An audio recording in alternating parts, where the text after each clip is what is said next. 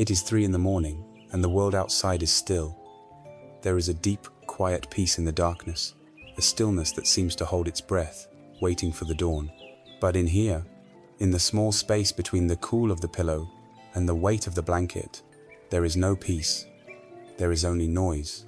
The ceiling above you has become a screen, and on it, the day replays itself in a relentless, looping film.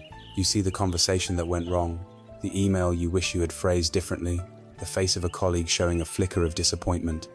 You feel the familiar, cold grip of anxiety about a meeting tomorrow, a bill that is due, a future that feels uncertain and heavy.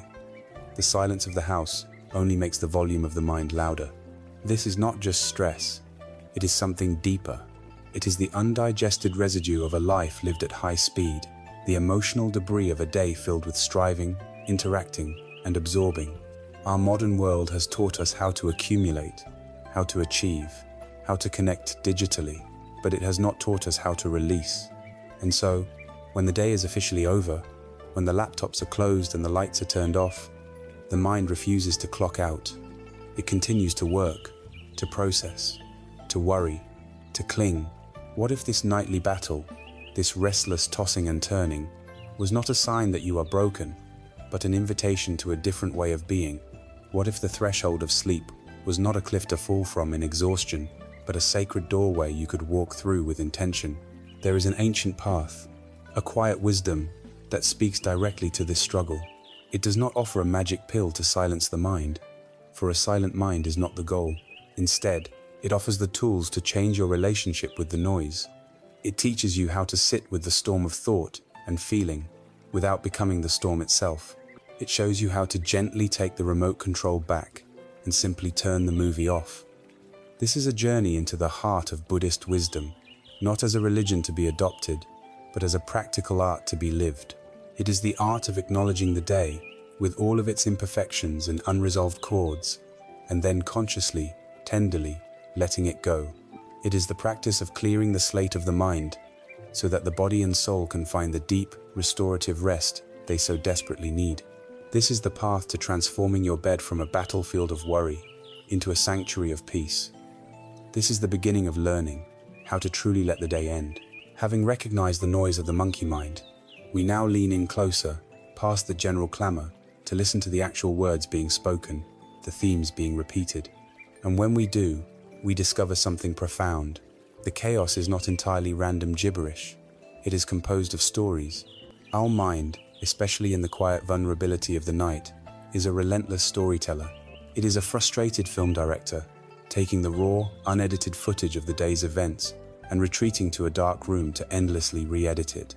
It splices in new scenes, adds different lines of dialogue, and experiments with alternate endings. It replays a single, awkward moment 100 times, trying to find a better camera angle, a more flattering light.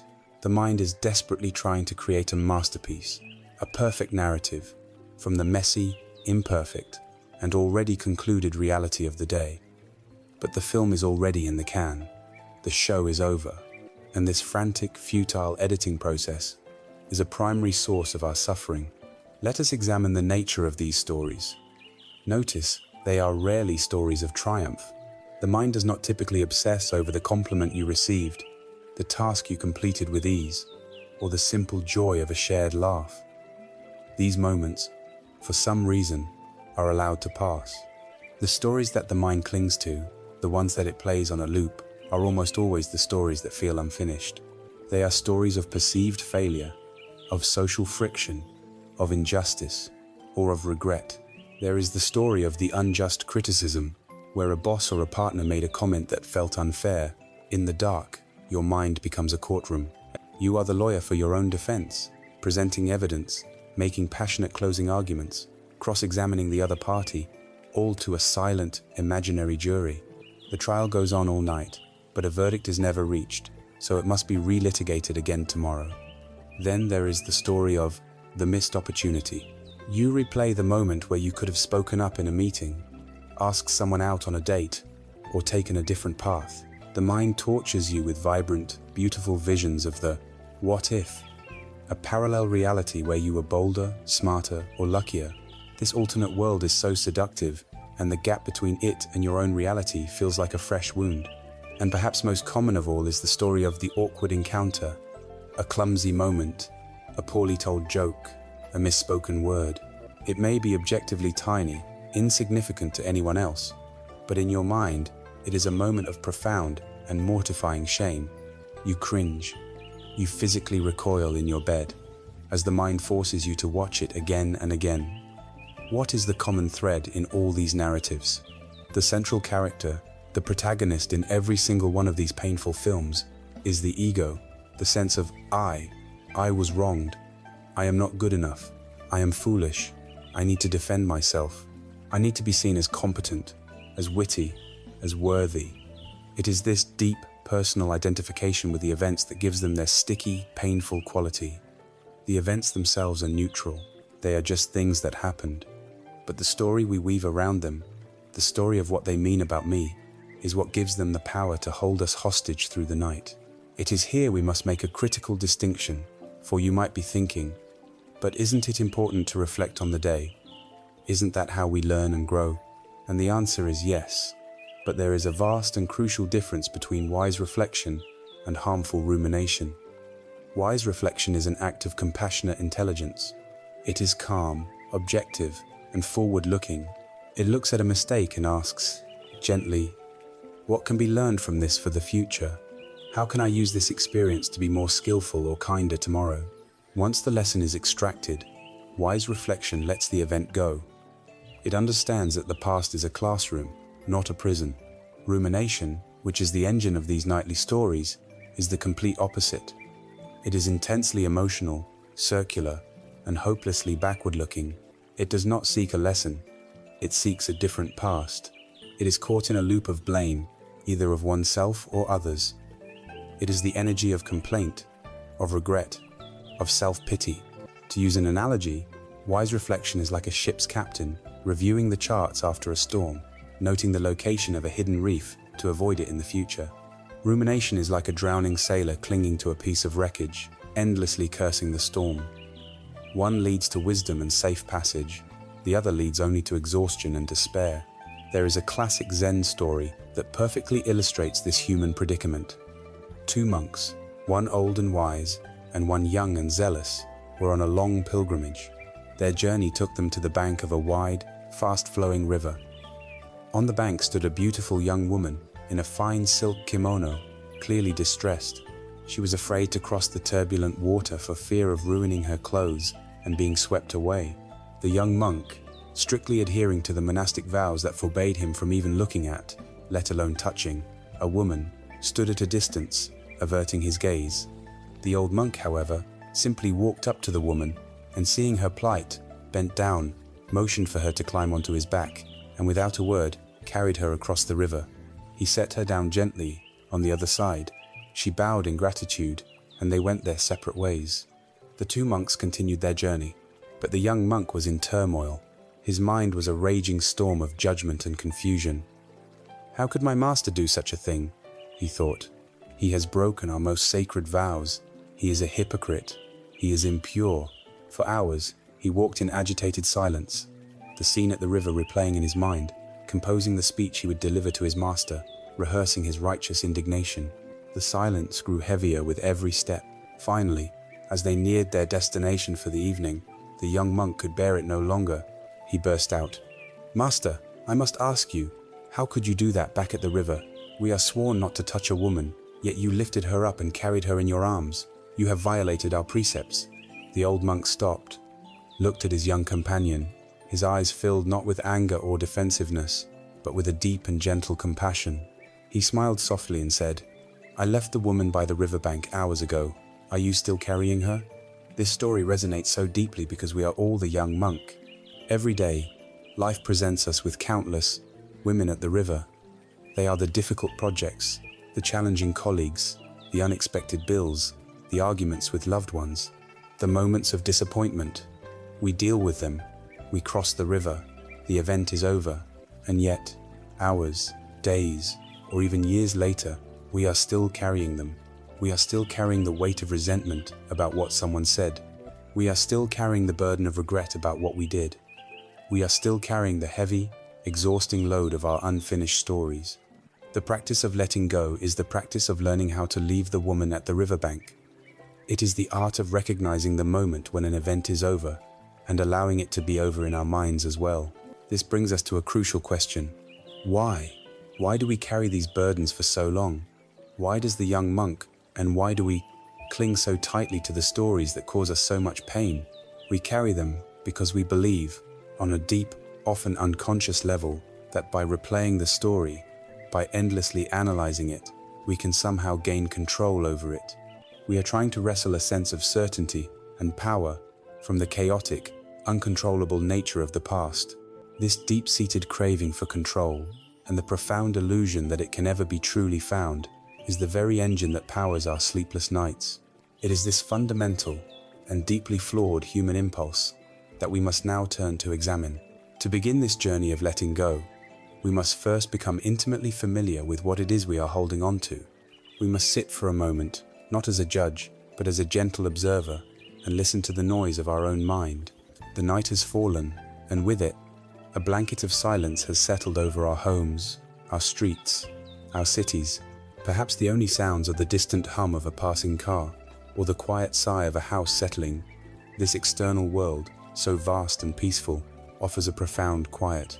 Yet, we experience a jarring and painful contradiction, because within the small, infinite space of our own consciousness, there is a riot. The silence outside only serves to amplify the chaos within. It is as if we are standing in the middle of a vast, empty cathedral, but we have brought a crowded, noisy marketplace with us, inside our own head. Every stall is open, every vendor is shouting. This internal marketplace is filled with the day's transactions. One stall is replaying a difficult conversation, looping the same phrases over and over. Another is loudly advertising future worries, each one more frightening than the last. A third is taking inventory of all our past mistakes, cataloging every regret with painful precision. And we stand in the middle of it all, exhausted, wishing for closing time, but the market of the mind never seems to shut down. It is crucial to understand that this internal noise is not a personal failure. It is not a sign of weakness or a flaw in your character. It is, in many ways, the shared condition of the modern human. Our minds, the product of millions of years of evolution, were designed for a world very different from the one we inhabit.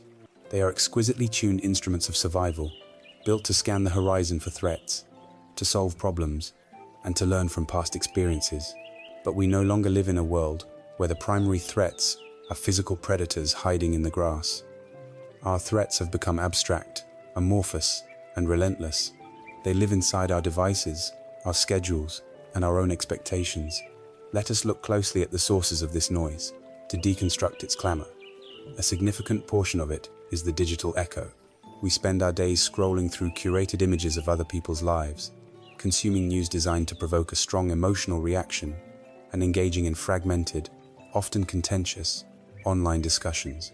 When we finally put the phone down, the light from the screen may be gone, but the images and feelings it generated are not. They leave an afterimage burned into our consciousness, a digital residue that continues to buzz and flicker long into the night. We compare our messy real life with the polished fantasy online. We feel a phantom anger from an argument in a comment section. We are haunted by a tragic news story from the other side of the world. Our minds have not yet evolved to process this constant, global, high-speed influx of information and emotion. We have become sponges, saturated with the world's psychic data, and the night is when the sponge is squeezed, dripping it all back into our awareness. Then there is the long shadow of our work. For many of us, the boundaries that once separated our professional and personal lives have all but dissolved. The office now lives in our pockets, buzzing with notifications, reminding us of what is undone. So at night, the mind continues its work. It stays in problem-solving mode, because that is what it has been trained to do for 8, 10, or 12 hours. It rehearses the presentation for tomorrow. It dissects a moment of criticism from a manager. It drafts and redrafts an important email. It runs endless simulations, trying to secure a positive outcome, trying to protect our livelihood and our sense of competence. The mind becomes a loyal but misguided employee, refusing to go home, continuing to file papers, and run calculations in an empty office, convinced it is helping, while in reality, it is only creating exhaustion. Beneath all of this, beneath the digital echoes and the work anxieties, lies the most subtle and powerful source of noise, the unprocessed emotions of the day. A flicker of sadness that was brushed aside in a busy moment. A surge of anger that was suppressed for the sake of politeness. A pang of loneliness that was quickly anesthetized with distraction.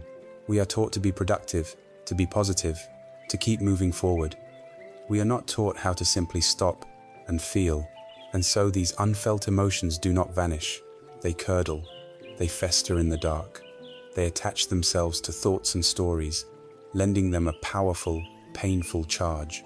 The thought of a forgotten errand is not just a thought, it is laced with the feeling of self-criticism. The memory of a short, sharp word from a loved one is not just a memory, it is vibrating with the sting of unacknowledged hurt. The noise we hear is often just the symptom, the surface agitation created by these deeper, unfelt currents of emotional energy. The great teachers of Buddhist philosophy, observing this frantic internal state thousands of years ago, gave it a name, a simple and profound metaphor that remains perfectly relevant today.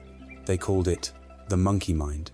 They asked us to imagine that our mind is not a single coherent thing, but is filled with a troop of wild monkeys. These monkeys are restless, impulsive, and impossible to control by force. They are perpetually bored and perpetually agitated. They swing recklessly from one branch to another. One moment, they are on the branch of the past, chattering about a mistake you made 10 years ago. An instant later, they swing to a branch of the future, screeching in fear about something that might never happen. They will grab a shiny object, a passing distraction like the urge to check your phone, and become completely obsessed with it for a few moments, only to drop it and swing to another branch, the branch of a physical sensation, an itch or an ache. They crave pleasure and shriek when they don't get it. They fear pain and chatter endlessly when they feel it. Trying to argue with these monkeys is useless. Trying to shout them down only makes them more agitated. They are a force of nature, a chaotic jungle of raw, untamed mental energy. Hearing this description, you may feel a sense of recognition. This is the state we find ourselves in as we lie in bed. One monkey is worrying about finances. Another is replaying an embarrassing moment. A third is making a to-do list for tomorrow. A fourth is angry about a political issue. A fifth is craving a midnight snack. There is no peace, no central governance, only a cacophony of competing impulses. The great wisdom of this metaphor is in what it suggests we should do. It does not suggest that we harm the monkeys or try to chase them out of the jungle. Such an effort would be violent and futile. Instead, the practice is to do something much quieter and much more powerful. It is to recognize that you are not the monkeys. You are the awareness that is watching the monkeys. The practice is to build a small, stable watchtower in the center of the jungle of the mind. From this watchtower of quiet, patient awareness, you simply observe. You watch the monkeys swing. You hear their chatter. But you do not swing with them. You do not get drawn into their dramas. You do not feed them the fruit of your attention and belief. You simply watch, with a kind of gentle, detached curiosity. This is the first step, to see the noise for what it is, to see the frantic, chaotic, and ultimately harmless dance of the monkey mind. This noise, this chattering of the monkeys, is not entirely random. If we listen closely, we can discern patterns in their chaos. We can see that they are not just making noise, they are telling stories, they are reenacting dramas, trying to resolve conflicts, and seeking a better ending for plays that have already concluded.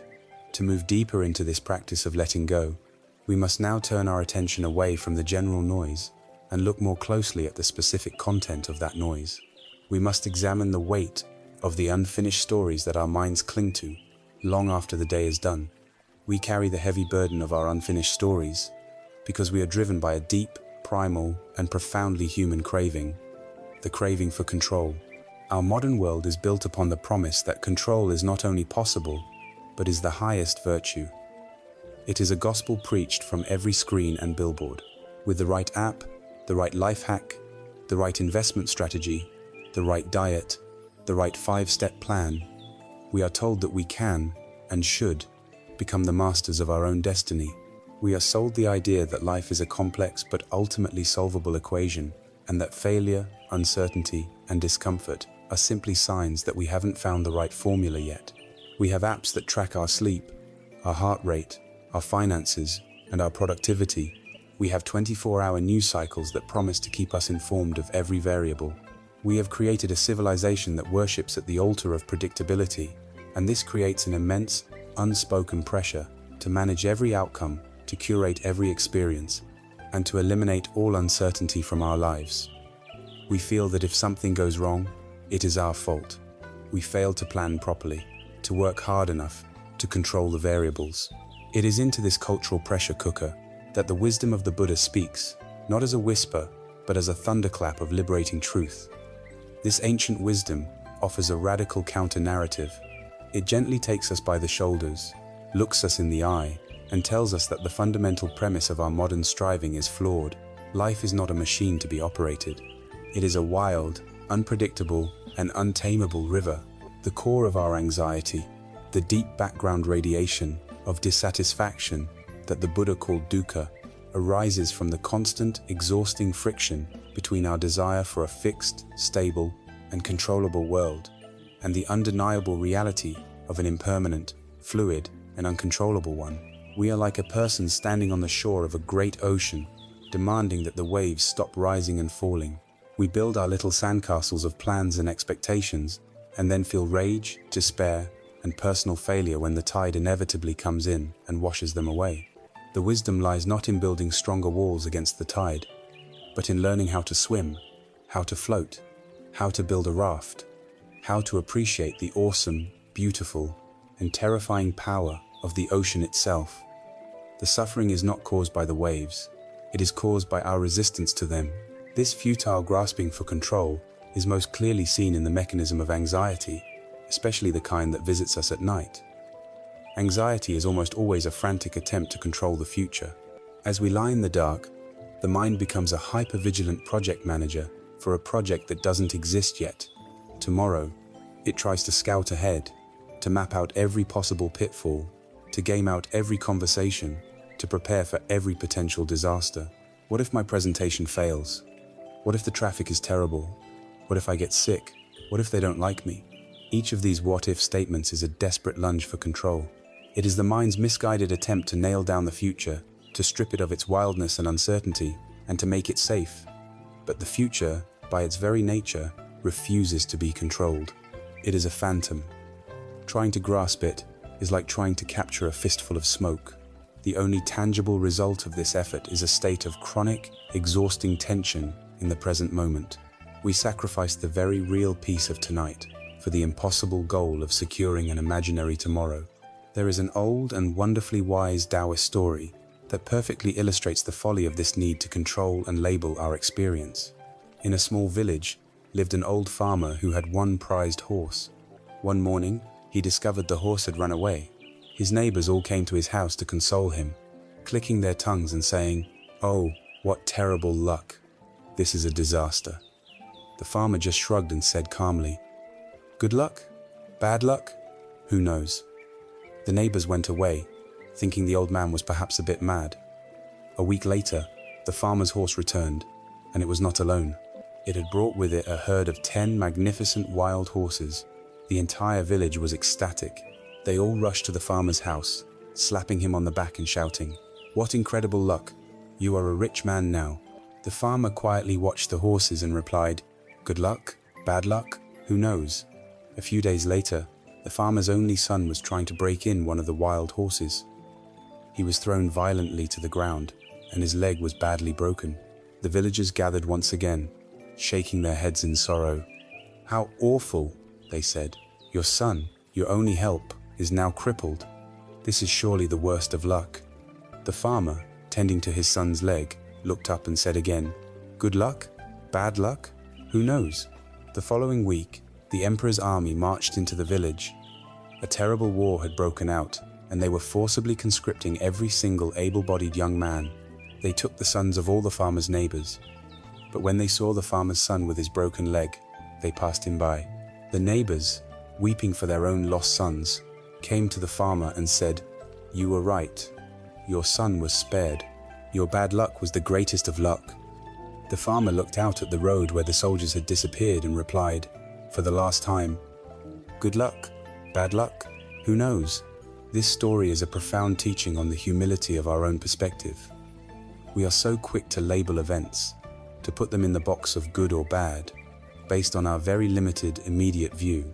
We try to control outcomes based on the arrogant assumption that we actually know what a good outcome is. The farmer embodies a state of radical acceptance. He is not passive, he still mends his fences and cares for his son. But he releases the need to judge and control the larger unfolding of life. He trusts the process. This letting go of judgment is the first step in letting go of control, because it is our judgment that tells us things are wrong and need to be fixed or managed. When we can rest in, who knows, we are freed from the exhausting burden of having to be the general manager of the universe. It is vital to understand that this release of control is not the same as passive resignation or irresponsible apathy.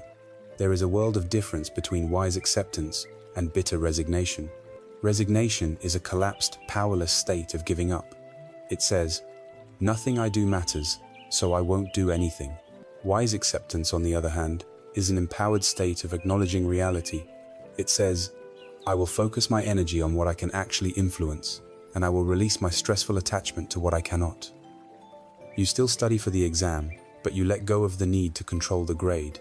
You still have the difficult conversation with your partner, but you let go of trying to manage their reaction. You do your part. You act with skill, integrity, and compassion, and then you let the results be what they will be. You leave the woman at the riverbank. This powerful, compulsive need to control, to judge, to manage the world is inextricably linked to the entity that believes it is in charge. It is the ego, our sense of a solid, separate I that feels threatened by uncertainty and compelled to impose its will on reality. To truly loosen the white-knuckled grip of control, we must be brave enough to investigate the controller itself. We must turn our gaze inward from the world we are trying to manage and ask the most fundamental question posed by Buddhist inquiry. Who or what is this I that is so desperate to be in command? This investigation leads us directly into the heart of one of the most profound and liberating teachings of all, the wisdom of no, self. We have arrived at a pivotal point in our journey. We have seen that we carry unfinished stories, and that we carry them because of a desperate need to control our world. Now, we must take one more step down this path of inquiry, and ask the most radical question of all. Who exactly is the one who is trying to be in control? Who is this I that lies awake at night, feeling so burdened, so anxious, so personally offended by the events of the day? Our entire life is built around this single word, this powerful center of gravity. I, me, mine. We work to protect it, to enhance it, and to defend it. We believe it to be the most real, solid, and continuous thing in our experience. It is the protagonist of every story, the general in every battle, and it is to this core assumption that the Buddha's wisdom offers its most profound and liberating challenge. This teaching, known as anatta, or no self, is not a grim proclamation that you do not exist. It is a joyful invitation to discover that you are infinitely larger, more fluid, and more free than you have ever imagined. It is a release from a lifelong case of mistaken identity. Let us begin this investigation together, with gentle curiosity. Let us try to find this solid, permanent self that we are so sure is there. Where does it reside? Is it your body? But your body is in a constant state of flux. The cells you had 7 years ago are almost entirely gone, replaced by new ones. The body you had as a child is unrecognizable from the one you have now. The body is a process, not a static thing. So, the self cannot be the body. Is it your name? Your name is just a label, a sound, a convenience agreed upon by others. It can be changed. You are still you, even with a different name. Is it your job? Your role as a parent? Your collection of memories? These too are impermanent. Jobs are lost, children grow up, memories fade, and are often unreliable. So where is this unchanging I that we are looking for? The more we search for a solid, independent entity at the core of our being, the more it eludes us. The Buddhist analysis suggests that what we call the self is not a noun, but a verb. It is not a thing, but a process. It is a temporary coming together of different, constantly changing components. In this view, our experience is comprised of 5 flowing streams. There is the stream of our physical body and its sensations. There is the stream of our raw feelings, the simple recognition of pleasant, unpleasant, or neutral. There is the stream of our perceptions, the mental labeling of things. That is a car. This is a compliment. That is an insult. There is the stream of our mental formations, which includes all our thoughts, our opinions, our habits, our moods, our intentions, the endless stories we have been discussing. And finally, there is the stream of consciousness itself, the raw awareness that knows these other streams are flowing. We make a crucial error. We look at this bundle of 5 flowing interdependent processes, and we conceptually draw a circle around it and label it me. We mistake the temporary coalition for a permanent entity. We grab a thought from the stream and say, I think this.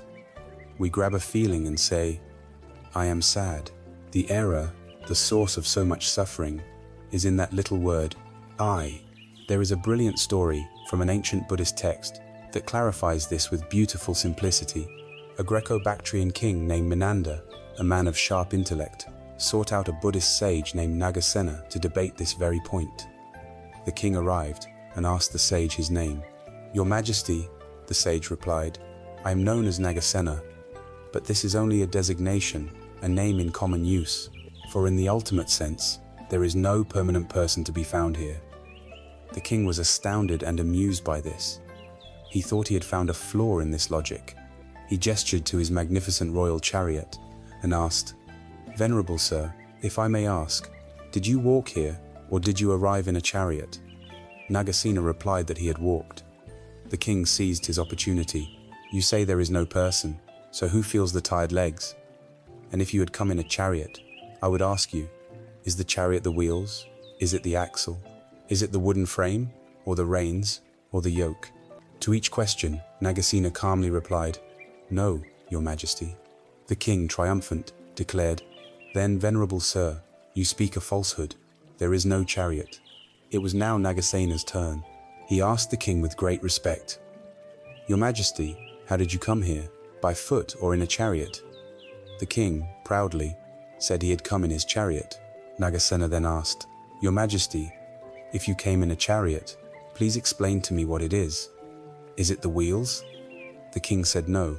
Is it the axle? Again, no.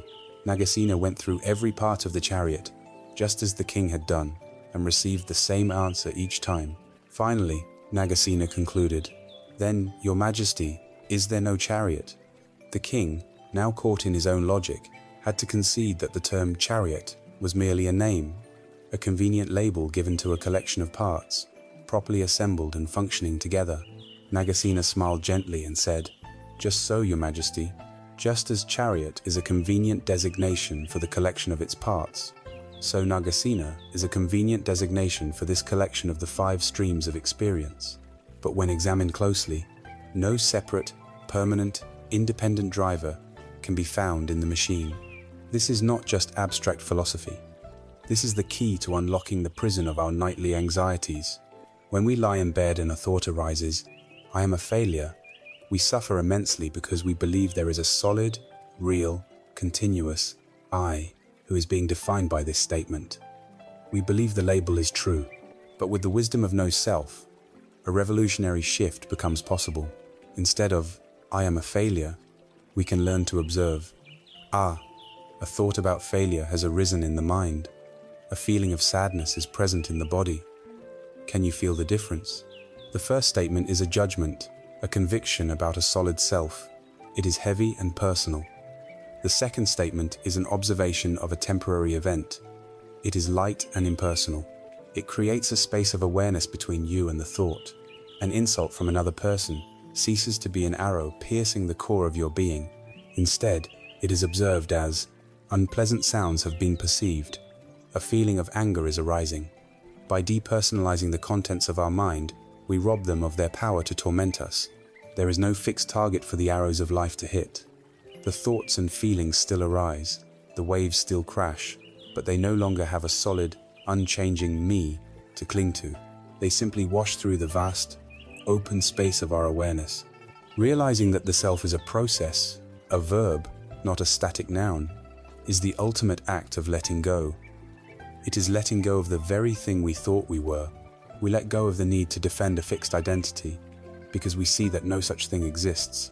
We become more resilient because we are no longer a brittle statue that can be shattered, but a flowing river that can accommodate any obstacle.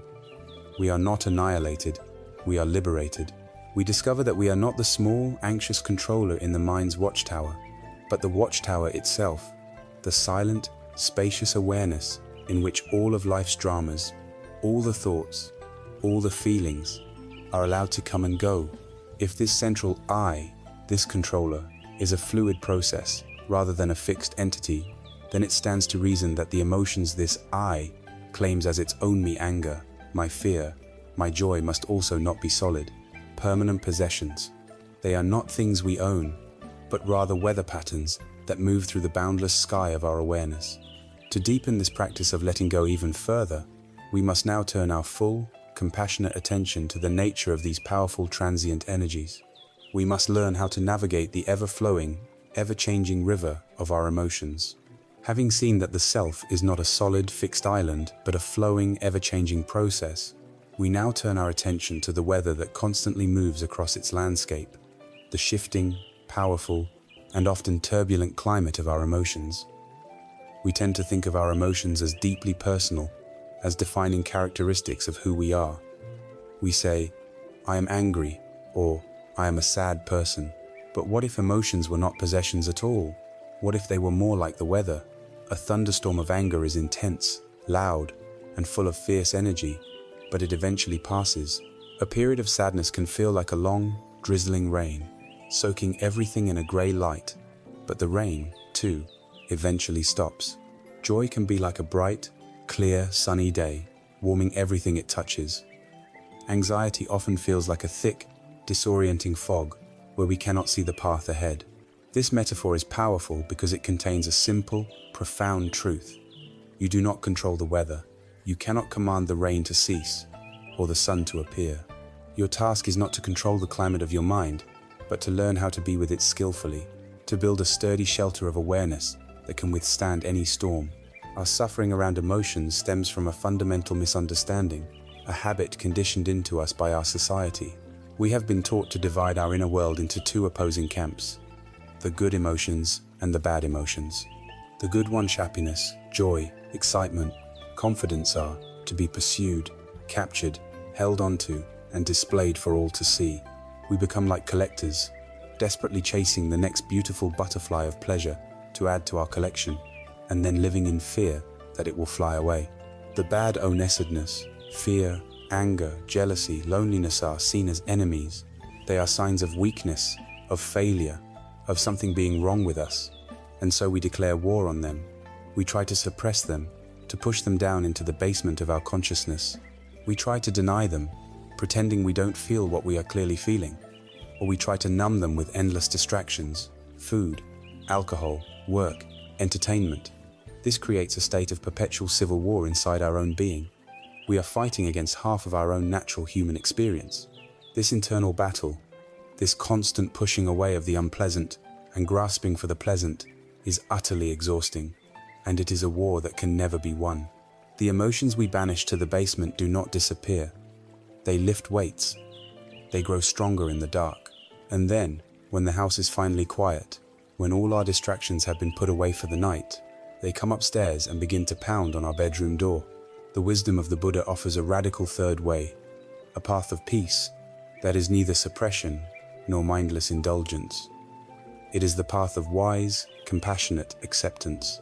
When a difficult emotion like fear arises, the practice is not to fight it, nor is it to get swept away by its dramatic stories. The practice is simply to notice it, to acknowledge its presence without judgment. The first step is to name it, gently, in your own mind. Ah, this is fear. Fear is here. This simple act of naming, or noting, is incredibly powerful.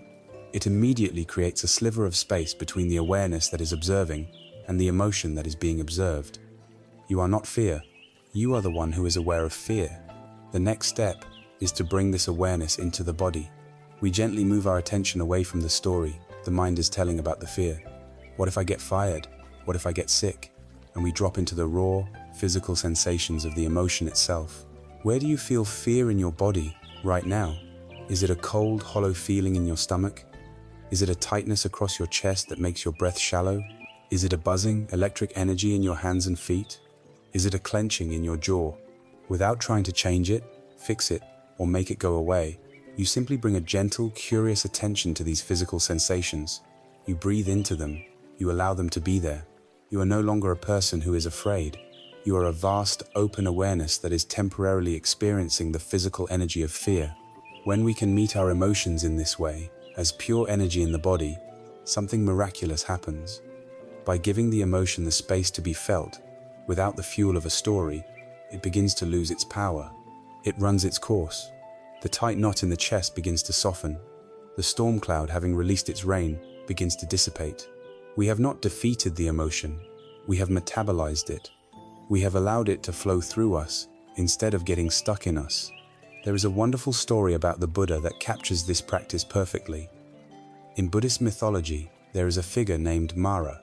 Mara is not a devil in the Western sense, but is the personification of all the forces that obstruct our peace and awakening: fear, doubt, desire, distraction, confusion. Mara is the ultimate unwanted guest.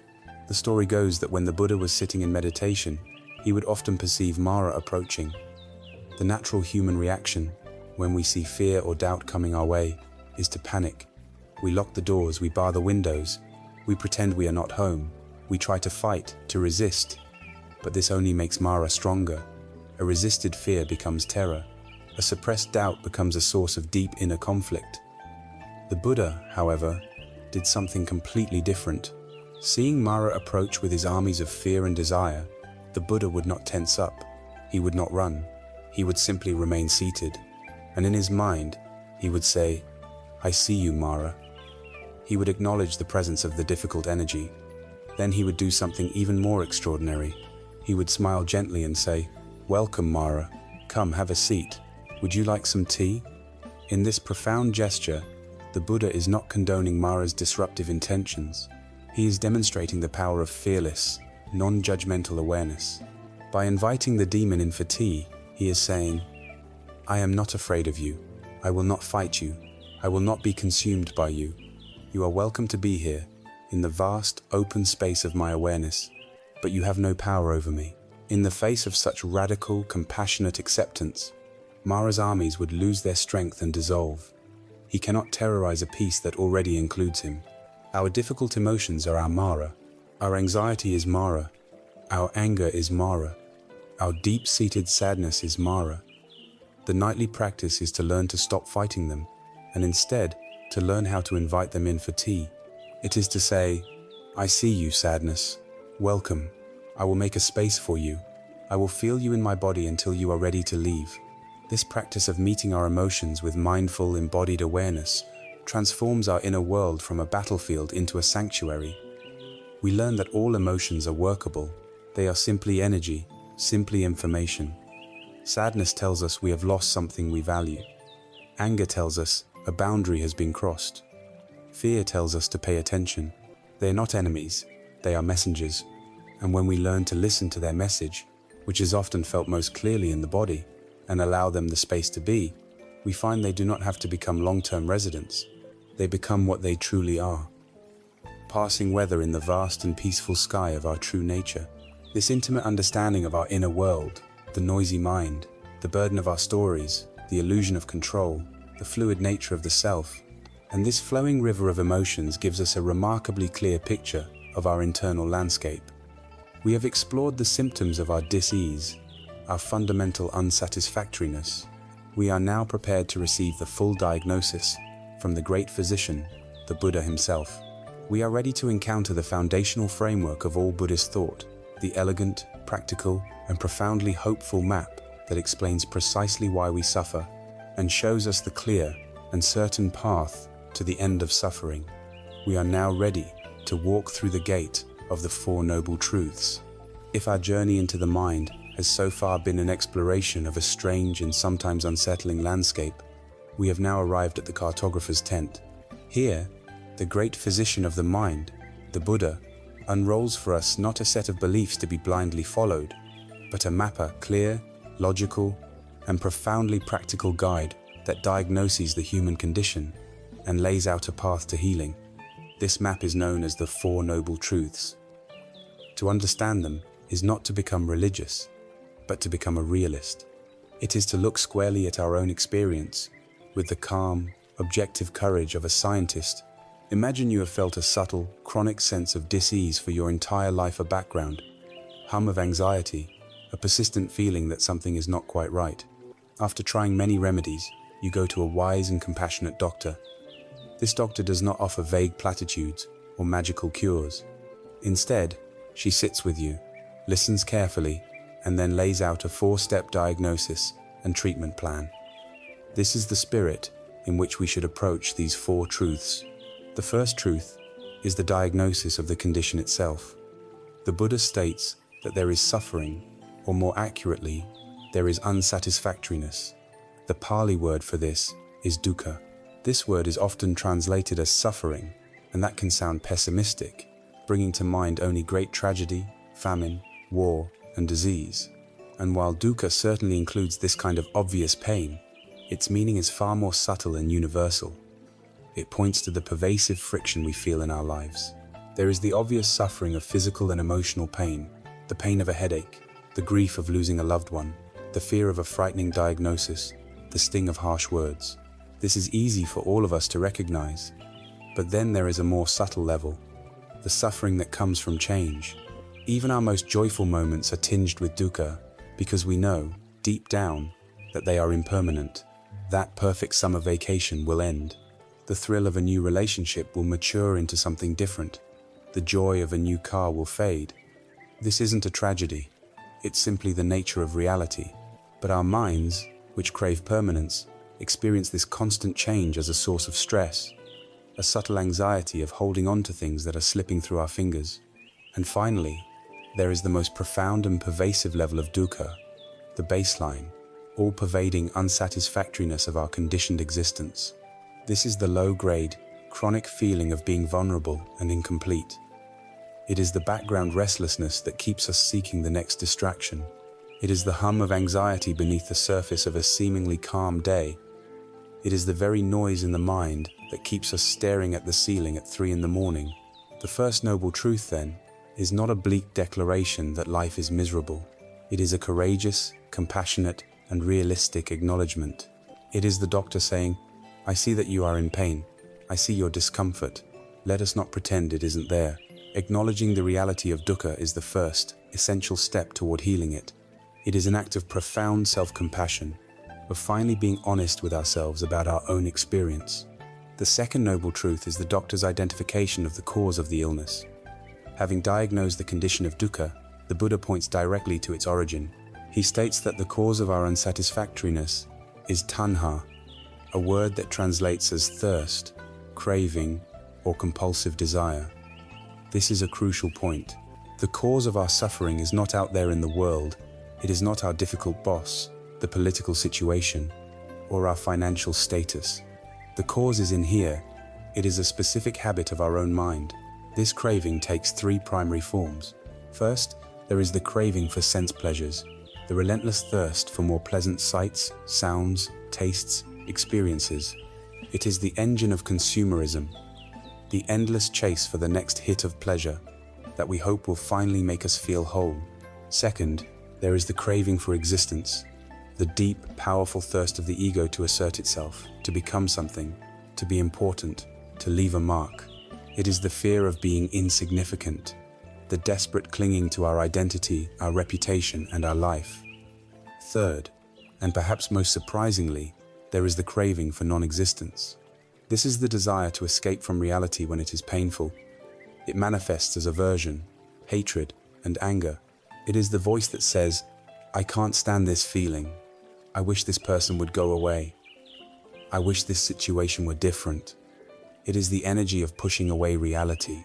So our suffering is caused by this constant, frantic mental activity of pulling toward us what we want and violently pushing away from us what we don't want, all in a world that rarely conforms to our demands.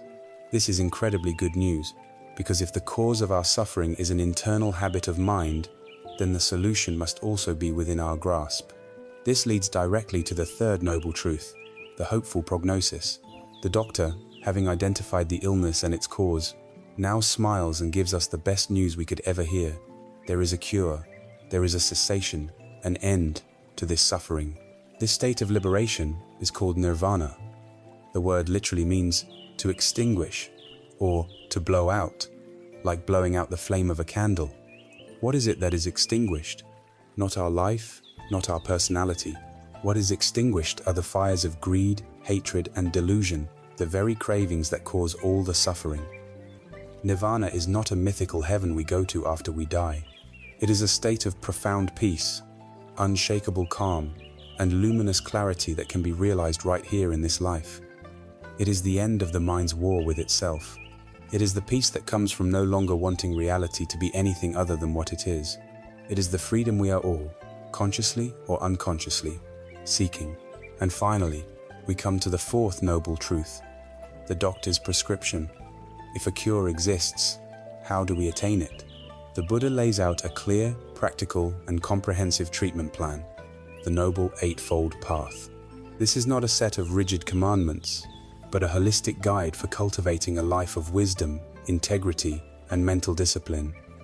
It is the how-to of healing. The path can be grouped into 3 trainings. First is the training in wisdom, which involves cultivating a right view, seeing reality clearly as it is, and a right intention, aligning our hearts with kindness and letting go. Second is the training in ethical conduct, which includes right speech, right action, and right livelihood learning to live in the world in a way that is harmless to ourselves and others. And third is the training in mental discipline. This is where the practices we are exploring, like meditation, come in. It includes right effort, right mindfulness, and right concentration, the direct work of taming the monkey mind and developing a stable, clear awareness. This complete framework, the Four Noble Truths, sees a perfect circle of compassionate logic. We courageously acknowledge our illness, the reality of dukkha. We understand its cause is not external, but internal, our own craving. We are given the hope that a cure, a state of profound peace, is possible, and we are given the detailed prescription, the Eightfold Path, that will lead us there.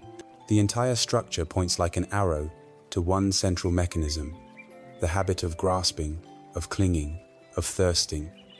This is the root of the poison that infects our peace. To truly understand how to apply the antidote, we must now look even more closely at this subtle but powerful mental act of clinging, a habit known in the Buddha's language as upadana. It is the invisible glue that binds us to our suffering, and it is this glue that we must now learn how to gently, patiently, and completely dissolve.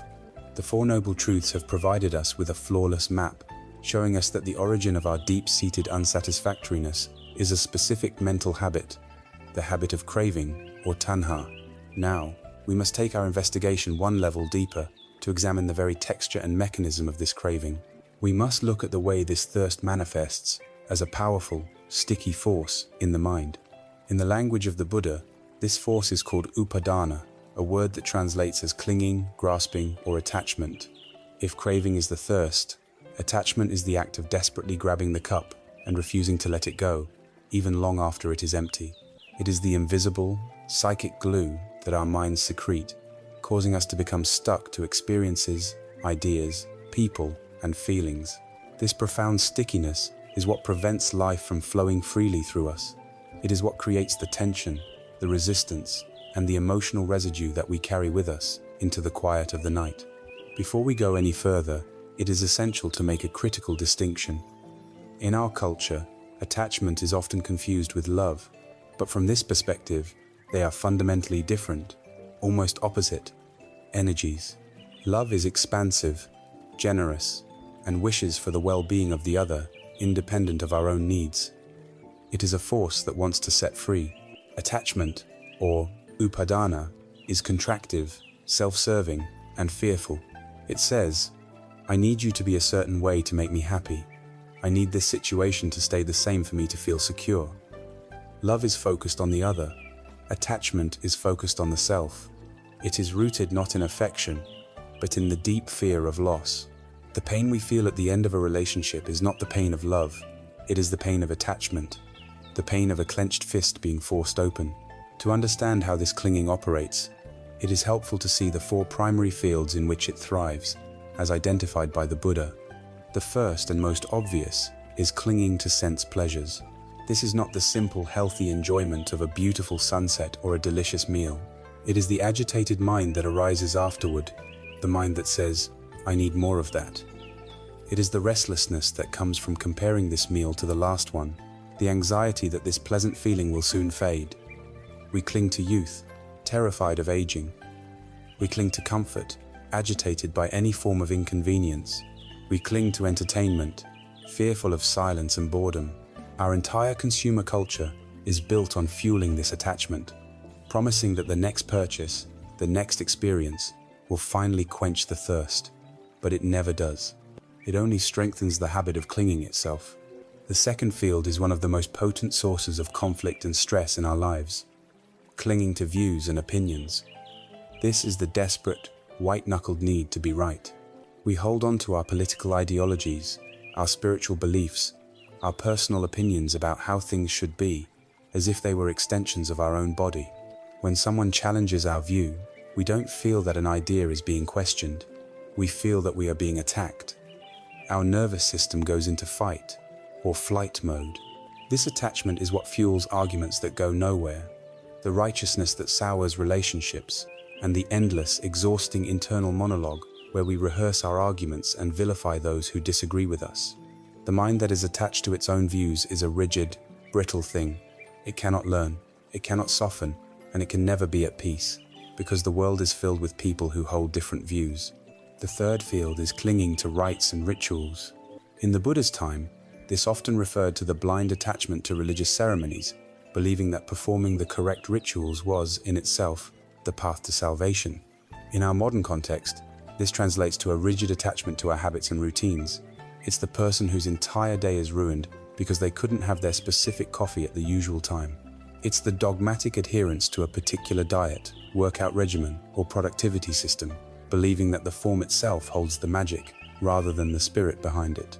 We create elaborate personal rituals, hoping they will give us a sense of control and safety, and then we suffer when life, in its messy and unpredictable way, inevitably disrupts them.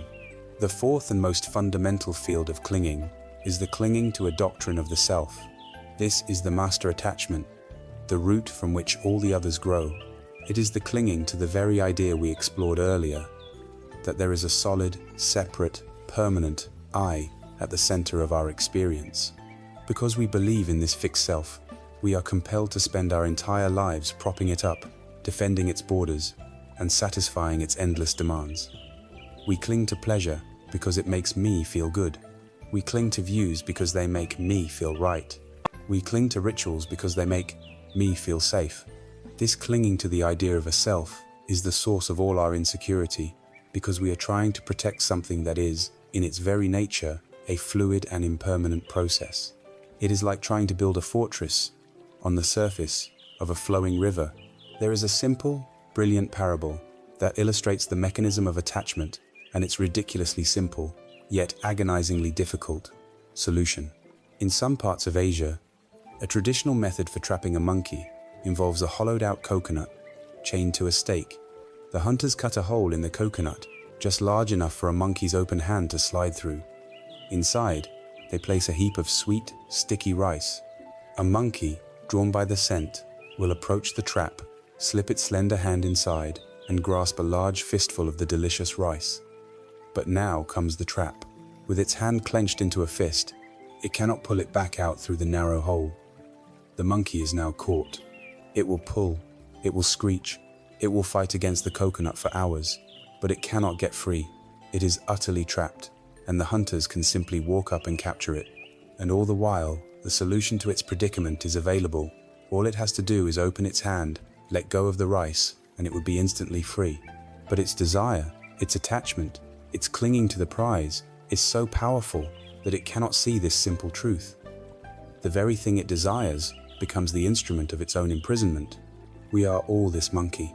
The sweet rice is whatever our mind is clinging to in the middle of the night: a resentment, a worry, a desire, the need to be right, the memory of a past pleasure. Our mind grasps it, clenches around it, and refuses to let go. And it is this very act of clenching that traps us in cycles of suffering. Freedom, peace of mind, the ability to simply let go of the day and fall asleep is always available to us. The key to the cage is in our own hand. The practice is learning how to unclench our fist. This is not an act of violence. You do not pry the fingers open. You practice by first becoming aware of the clenching. As you lie in bed, you notice the mind replaying an argument, and you label it softly. Ah, clinging to my view. You feel a pang of loneliness, and you note, clinging to a feeling. You simply notice the tension, the tightness of the grasp. Then, you use your breath as a tool for softening. With each out-breath, you introduce the gentle intention to release, to soften the grip, to open the hand, just a little. You are not trying to destroy the rice, but simply to let it go. This practice of letting go, of unclenching the fist of the mind, is not a passive act of surrender. It is a highly active and deeply skillful process. It requires a specific tool, a particular quality of mind that allows us to see the clinging clearly without becoming more entangled in it. This tool is the very foundation of all Buddhist mental training. It is the art and practice of paying attention, on purpose, in the present moment, without judgment. To truly learn how to open the hand, we must first learn how to shine the clear, steady light of mindfulness upon it. We have arrived at a crucial understanding. We have seen that our suffering is born from a clenched fist of attachment, and that freedom lies in learning how to gently open that hand. But this raises a vital question. How? How do we become aware of the clenching as it is happening, clearly enough to release it? We cannot fight our way to freedom, for the fighting itself is a form of tension. The answer lies in cultivating the master tool of the Buddha's path, the foundational skill upon which all other progress is built. This skill is known as sati, or mindfulness. In recent years, mindfulness has become a popular word, often associated with relaxation or stress reduction. While it can certainly lead to these wonderful benefits, its true purpose is far deeper and more transformative. It is not a technique to empty the mind, but a way to become intimately and kindly familiar with it. At its core, mindfulness is the simple, yet profound, practice of paying attention, on purpose, in the present moment, and non-judgmentally. Let us unpack that classical definition. Paying attention, on purpose, means that this is a conscious and intentional act. It is the opposite of being on autopilot, lost in the fog of habitual thought. In the present moment means we are bringing our awareness, right here, right now, to this body, this breath, this experience. We are not lost in the past, replaying our regrets and grievances. We are not lost in the future, rehearsing our anxieties and fears. We are simply here, and most importantly, non-judgmentally. This is the secret ingredient, the quality of heart that makes mindfulness a healing practice, rather than just another form of self-scrutiny. It means we observe our experience without adding a second layer of commentary, criticism, or opinion. We see a thought without labeling it bad. We feel a pain without wishing it were gone. We simply allow things to be as they are. To train this quality of attention, we need an anchor, a focal point to steady our wandering mind. The mind, like an untrained puppy, will constantly run off, chasing sounds, smells, and especially thoughts. The breath is the perfect anchor for our awareness. It has three unique qualities that make it ideal for this practice. First, it is always with us, a faithful companion from our first moment to our last. We don't have to acquire it or search for it. Second, it is always happening in the present moment. You cannot take a breath that is in the past, nor can you take one that is in the future. To be aware of your breathing is, by definition, to be grounded in the now. Third, it is a relatively neutral, physiological process, which gives the mind a stable, calming place to rest. The practice is not to control the breath in any way, but to simply feel it. As you lie in your bed, you can bring your attention to the simple, raw sensations. The feeling of the cool air entering your nostrils, the gentle rise and fall of your abdomen or chest, the subtle pause between the in-breath and the out-breath. Inevitably, your mind will wander. A thought will arise, a sound will distract you, a memory will pull you away. This is not a failure, it is simply what minds do. The practice of mindfulness occurs in the moment you realize you have wandered. In that moment, without any scolding or frustration, you gently acknowledge where the mind has gone. Thinking. And then you kindly, patiently, guide your attention back to the anchor of the breath. Each time you do this, you are strengthening the muscle of mindfulness. Each return is a victory. It is a moment of waking up from the dream of thought and returning to the reality of the present. This simple, repetitive practice, done with kindness, begins to change the very structure of your mind, making it more stable, clear, and resilient. A helpful way to understand the quality of mindful awareness is to imagine your mind as a great, walled city. You are not the king, frantically trying to issue edicts and control the populace. You are not the police, chasing down criminals and creating conflict. You are not even a citizen, getting lost in the drama of the city streets. Your practice is to become the gatekeeper. The gatekeeper's job is simple. He sits calmly at the main gate of the city, and he impartially observes who and what enters, and who and what leaves. A thought of worry approaches the gate. The gatekeeper doesn't try to block its entry or arrest it. He simply makes a mental note. Worry. A feeling of joy arrives. The gatekeeper doesn't abandon his post to celebrate with it. He simply notes joy, a painful memory, a plan for tomorrow, a physical sensation, an urge to move. They all come to the gate. The gatekeeper's job is to greet each one with the same, steady, non-judgmental awareness. He also watches as they depart, noticing that no visitor, no matter how pleasant or how terrifying, stays forever. They all eventually leave the city.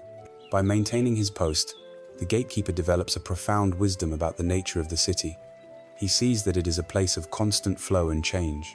He learns not to be disturbed by the traffic. This is precisely what mindfulness does. It trains us to sit at the gate of our senses, calmly noting the endless stream of mental and physical events without getting swept away by them.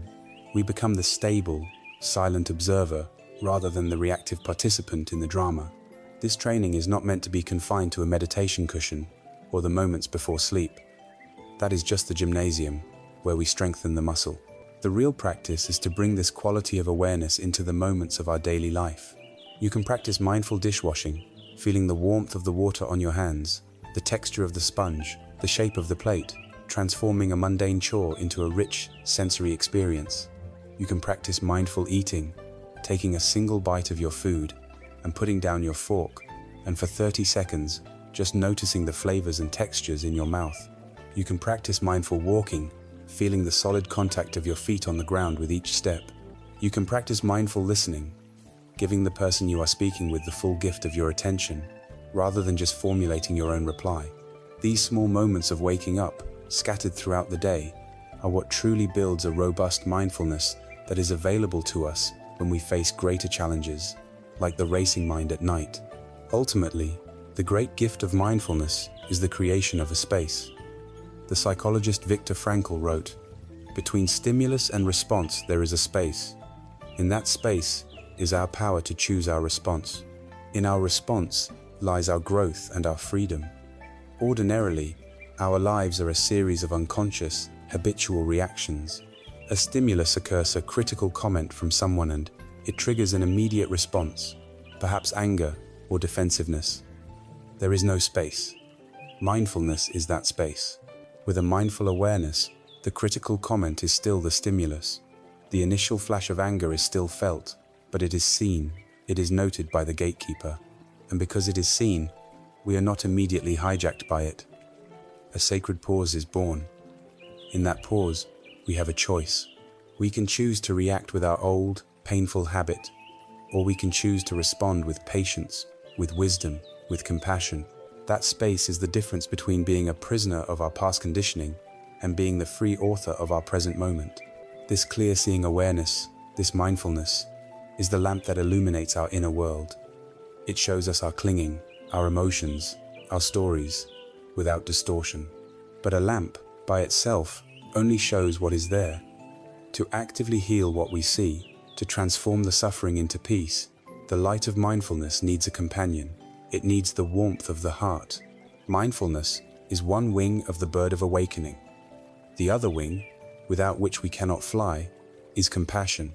If mindfulness is the clear, cool light of awareness that allows us to see our inner world without distortion, then compassion, or karuna, is the warmth of that light.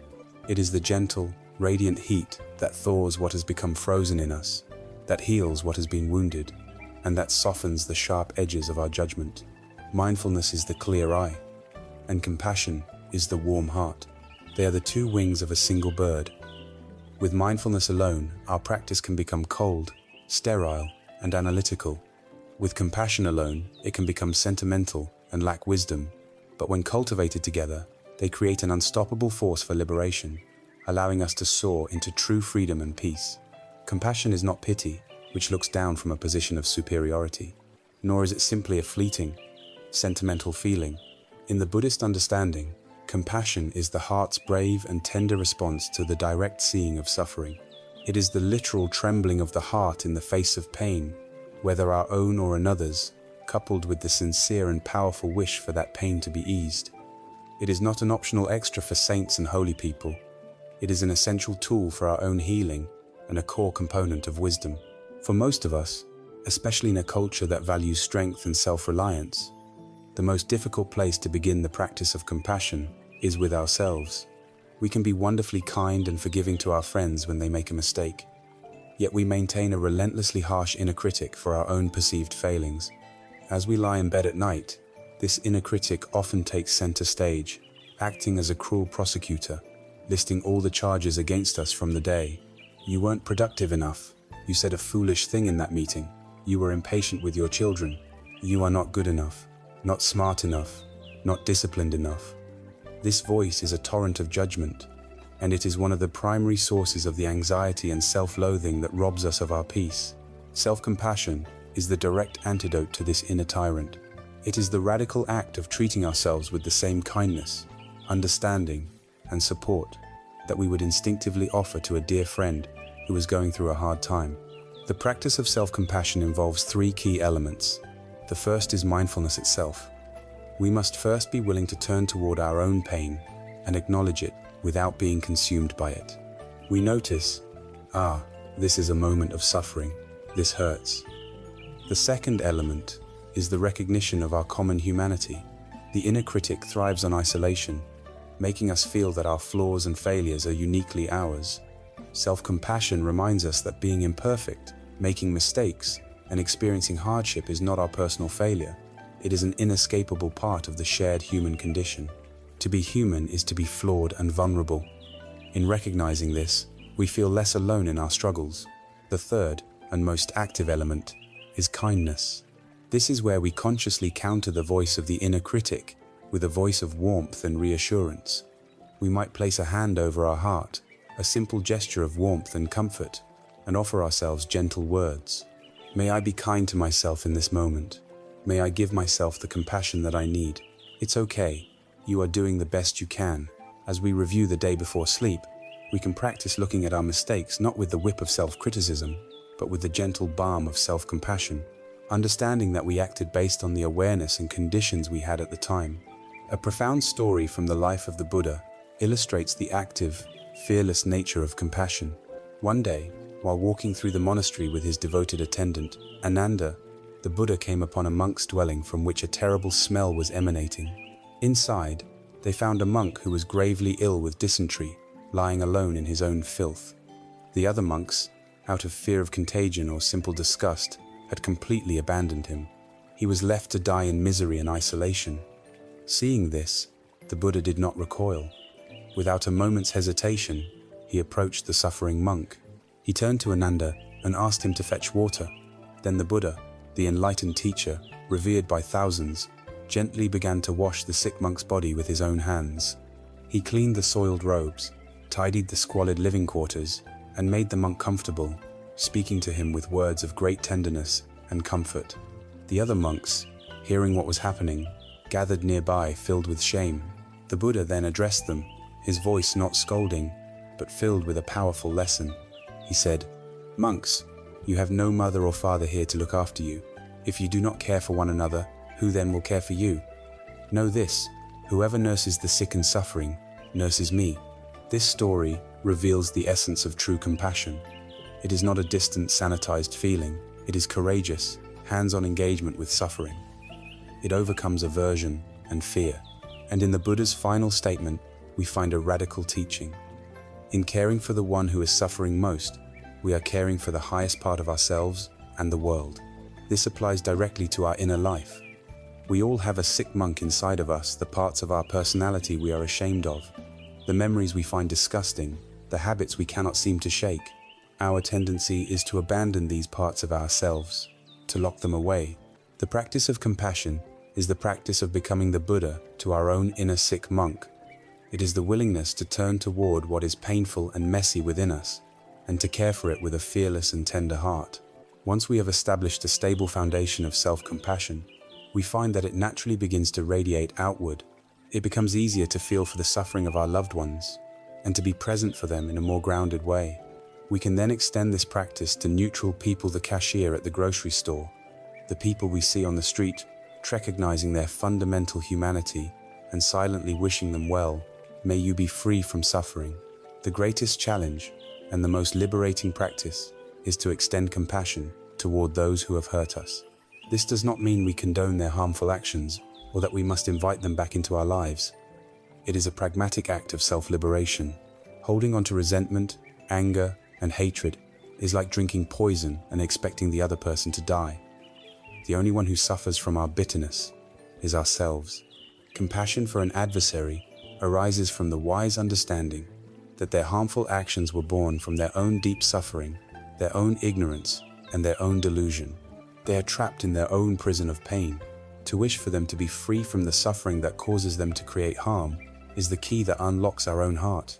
Compassion, then, is the warmth that melts the ice of judgment, isolation, and resentment. It is the second wing of the bird, which, when united with the clear seeing of mindfulness, allows us to navigate the complexities of our inner world with profound grace and skill. These two qualities, a clear mind and a warm heart, are the core of our practice, but they are not based on wishful thinking. They are rooted in a deep and realistic understanding of the way the universe operates, the natural law of cause and effect that governs our every action and its result. To give our mindfulness and compassion a firm foundation in reality, we must now explore this fundamental law known as karma. It is the wisdom that reveals how every action, word, and thought is a seed we are planting, which will inevitably determine the harvest of our future moments. There is perhaps no spiritual concept from the East more widely known and more thoroughly misunderstood than the law of karma. In popular culture, the word has been stripped of its profound psychological depth and turned into a kind of cosmic vending machine of justice, a synonym for fate, or a simple explanation for why bad things happen to people. We must set aside these distortions and approach the concept as the Buddha taught it, not as a system of reward and punishment meted out by an unseen judge, but as a natural, impersonal law of the universe. As reliable and predictable as the law of gravity, karma is not fate. In fact, it is the very opposite of fate. It is the principle that places the power to shape our destiny directly into our own hands. The word karma literally means action or deed, and its law simply states that every intentional action produces a corresponding result. The seeds we plant will inevitably determine the fruit we harvest. The Buddha's most revolutionary insight into this ancient law was his pinpointing of where karma is actually created. He stated with absolute clarity, "It is intention, monks, that I call karma." The true weight of an action lies not in the external deed itself, but in the quality of the intention, the motivation, the volition behind it. It is the thought, the will, the desire that sets the action in motion that is the actual karmic seed. This is a subtle but monumentally important distinction. For example, a person may donate a large sum of money to a hospital. Externally, this is a virtuous act, but if the intention behind it is to gain public praise, to feel superior to others, or to secure a tax benefit, the seed planted is one of ego, pride, and greed. Another person may donate a very small sum, but does so with a heart overflowing with a genuine, selfless wish to ease the suffering of the sick. This plants a seed of pure generosity and compassion. The external actions may look very different in scale, but the second one is karmically far more wholesome and powerful. An action is only as pure as the intention that gives it life. Our minds, in every moment, are planting these seeds. When we act, speak, or even think out of greed, hatred, resentment, jealousy, or delusion, we are planting what are called unwholesome or unskillful seeds. When we act, speak, or think out of generosity, kindness, patience, forgiveness, and wisdom, we are planting wholesome or skillful seeds. These seeds do not simply vanish after the moment has passed. They are deposited into the deep, fertile soil of our consciousness, where they lie dormant, waiting for the right conditions to ripen and bear fruit. The nagging anxiety we feel, the sudden flash of anger, the persistent feeling of dissatisfaction, these are not random moods that afflict us from the outside. They are the ripening of the unwholesome seeds we ourselves have planted in the past. Likewise, the moments of unexpected joy, the feelings of inner peace, the resilience we discover in difficult times, these are the fruits of the wholesome seeds we have cultivated. A beautiful and practical way to understand this law is to imagine that your mind is a garden, your awareness is the gardener. Every intentional thought, word, and deed is a seed that you are planting in this garden all day long. If you spend your day planting seeds of anger, thinking resentful thoughts about a colleague, speaking harsh words to a loved one, acting out of frustration, what kind of garden will you be creating for yourself? It will become overgrown with thorny bushes of resentment, poisonous weeds of hatred, and bitter fruits of regret. It will not be a peaceful or beautiful place to rest. You cannot spend the day planting thorns and then expect to lie down at night in a soft bed of roses. The state of the garden is the natural, predictable consequence of the seeds that were planted in it. Conversely, if you consciously and intentionally plant seeds of kindness, patience, and forgiveness, the garden of your mind will begin to flourish. It will produce fragrant flowers of joy, strong trees of wisdom, and nourishing fruits of peace. It becomes a sanctuary, a place you can retreat to and find genuine rest and beauty. Mindfulness is the skill of the gardener, to be aware of what seeds are being planted in each moment. Compassion is the quality of care the gardener brings, gently removing the weeds of negativity without violence, and providing the water of kindness and the sunlight of wisdom to the wholesome plants. Understood in this way, karma is transformed from a frightening concept of cosmic retribution into a doctrine of radical empowerment. It is not a deterministic law that says our future is sealed by our past. While it is true that we are currently experiencing the harvest of seeds planted yesterday, it is also true that in this very moment, we hold a handful of new seeds. We have the absolute power, right now, to choose what kind of future we want to create. Our past karma may influence our present circumstances, our tendencies, and our challenges, but it does not define our present response. The past is done. The future is not yet written. Our only point of power is this present moment. It is here that we are free to choose. We can continue to unconsciously plant the same old seeds of suffering, or we can choose to begin, right now, to intentionally cultivate a garden of peace. This frees us from the trap of blaming our past and from the anxiety of trying to control our future. Our work is always here. Our power is always now. This lens of karma provides a powerful framework for our end-of-day reflection. As we lie in bed, instead of being swept away by the day's events, we can review them skillfully. We can ask ourselves, what seeds did I plant today? When I spoke that sharp word, what was the intention? That was a seed of suffering. When I chose to be patient in traffic, what was the intention? That was a seed of peace. When I spent an hour scrolling mindlessly on my phone, what was the intention? Perhaps a seed of craving and restlessness. This is not an exercise in self-judgment, but in wise, compassionate recognition. By seeing the direct link between our actions and our state of mind, we become more motivated to live with greater care and intention tomorrow. We understand that our peace of mind tonight is not an accident. It is a harvest we ourselves have cultivated. With this profound understanding of our inner landscape, the nature of our restless mind, the truth of our suffering, and the clear path to its end, and now, the foundational tools of mindfulness, compassion, and the natural law of karma, have assembled all the necessary wisdom for our journey. We have moved from being lost in the darkness to holding a detailed map and a bright, steady lamp. The time for theoretical understanding is now complete.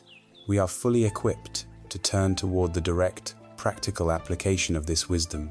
We are ready to learn the specific, gentle techniques that allow us to consciously and skillfully bring our day to a close and to transform the threshold of sleep into a sacred ritual of healing and release. We now move from the world of ideas to the world of direct, embodied experience. We have built a powerful foundation of understanding, but wisdom is not complete until it is felt, until it lives in our bones. Our first step on this practical path of letting go is not to immediately engage in a battle with our thoughts. It is to do something much simpler and more profound. It is to come home to the body. For most of our waking lives, especially in our modern, screen-based world, we live in our heads. We treat our bodies as inconvenient vehicles, mere transportation systems for our brains, to be fueled with coffee and pushed from one task to the next. We ignore their subtle signals of tiredness, hunger, and stress until they are screaming at us in the form of pain, illness, or exhaustion. But the body is not separate from the mind. It is the physical theater where the mind's dramas are staged. It is the faithful barometer of our inner state. The anxiety you feel about a deadline is not an abstract concept. It is a clenched jaw, a knot in the stomach, a tightness across the shoulders. The resentment you hold from an old argument is not just a memory.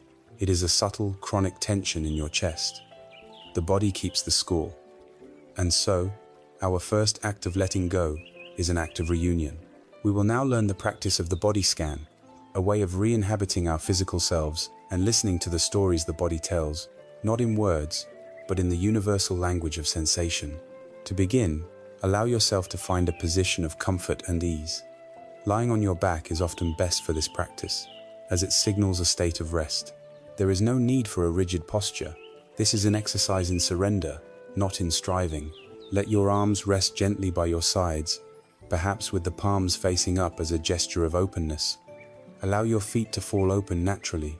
If you like, cover yourself with a blanket, enjoying the sense of weight and security it provides. When you feel ready, gently allow your eyes to close, or if you prefer, simply lower your gaze.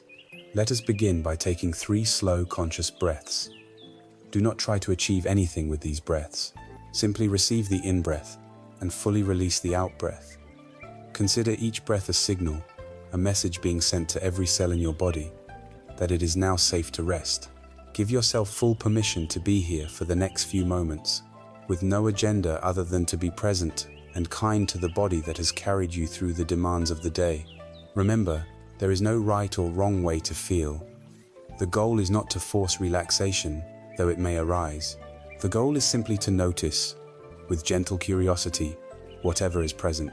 Now, bring your attention, as if you were shining a soft, gentle flashlight all the way down to your feet.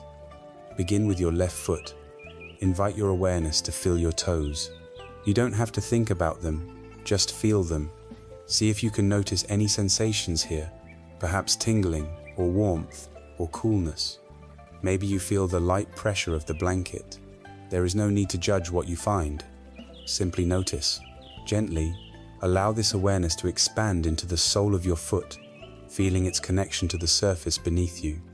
Let the awareness permeate your heel and the top of your foot and your ankle. Now, let the focus on the left foot dissolve and gently shift your awareness to your right foot. Again, begin with the toes, noticing any sensations. Then the sole, the heel, the arch, the ankle. You are simply exploring, becoming acquainted with this part of yourself. From your feet, let your awareness begin to travel slowly up your legs. Bring your attention to your lower legs, the calves and the shins. Are there any feelings of tightness or perhaps of softness? Just notice. Let the awareness flow into your knees, a complex joint that works so hard for you all day. Breathe a sense of gratitude and ease into your knees. Now, allow your awareness to fill your upper legs, your thighs, both front and back. Feel their weight, their density, their connection to the bed. Feel the life and the energy that resides here. Let your awareness now gather in the area of your pelvis, your hips, and your buttocks. This is an area where we often hold deep tension without realizing it. Simply let your attention rest here, and with each out-breath, imagine a little more softening, a little more releasing. Let this gentle awareness then flow up into your lower back. If you notice tightness or aching here, do not fight it. Simply meet the sensation with your kind attention. Breathe into it. Then allow your awareness to sweep across your abdomen. Notice the gentle, rhythmic rise and fall of your belly as you breathe. This is a place of great softness. Let it be soft. From your core, let your attention expand upward into your chest, feeling the similar, gentle movement of the breath here, perhaps noticing the faint, steady beat of your heart.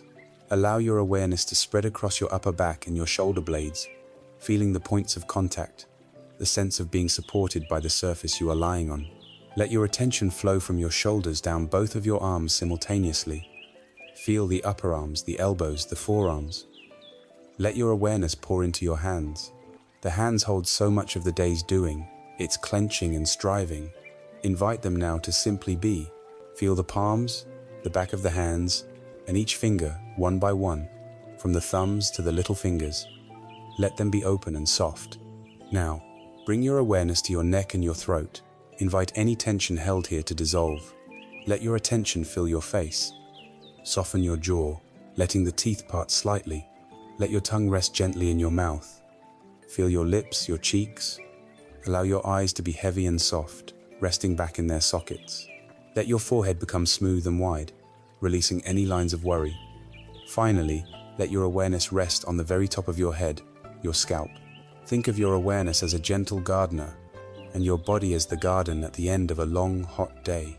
As you move your attention from your toes to your head, you are like this gardener taking a slow, quiet walk through the garden, checking on each and every plant.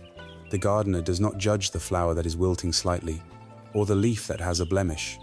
He simply notices, with care, this plant is tired. This one needs a little attention.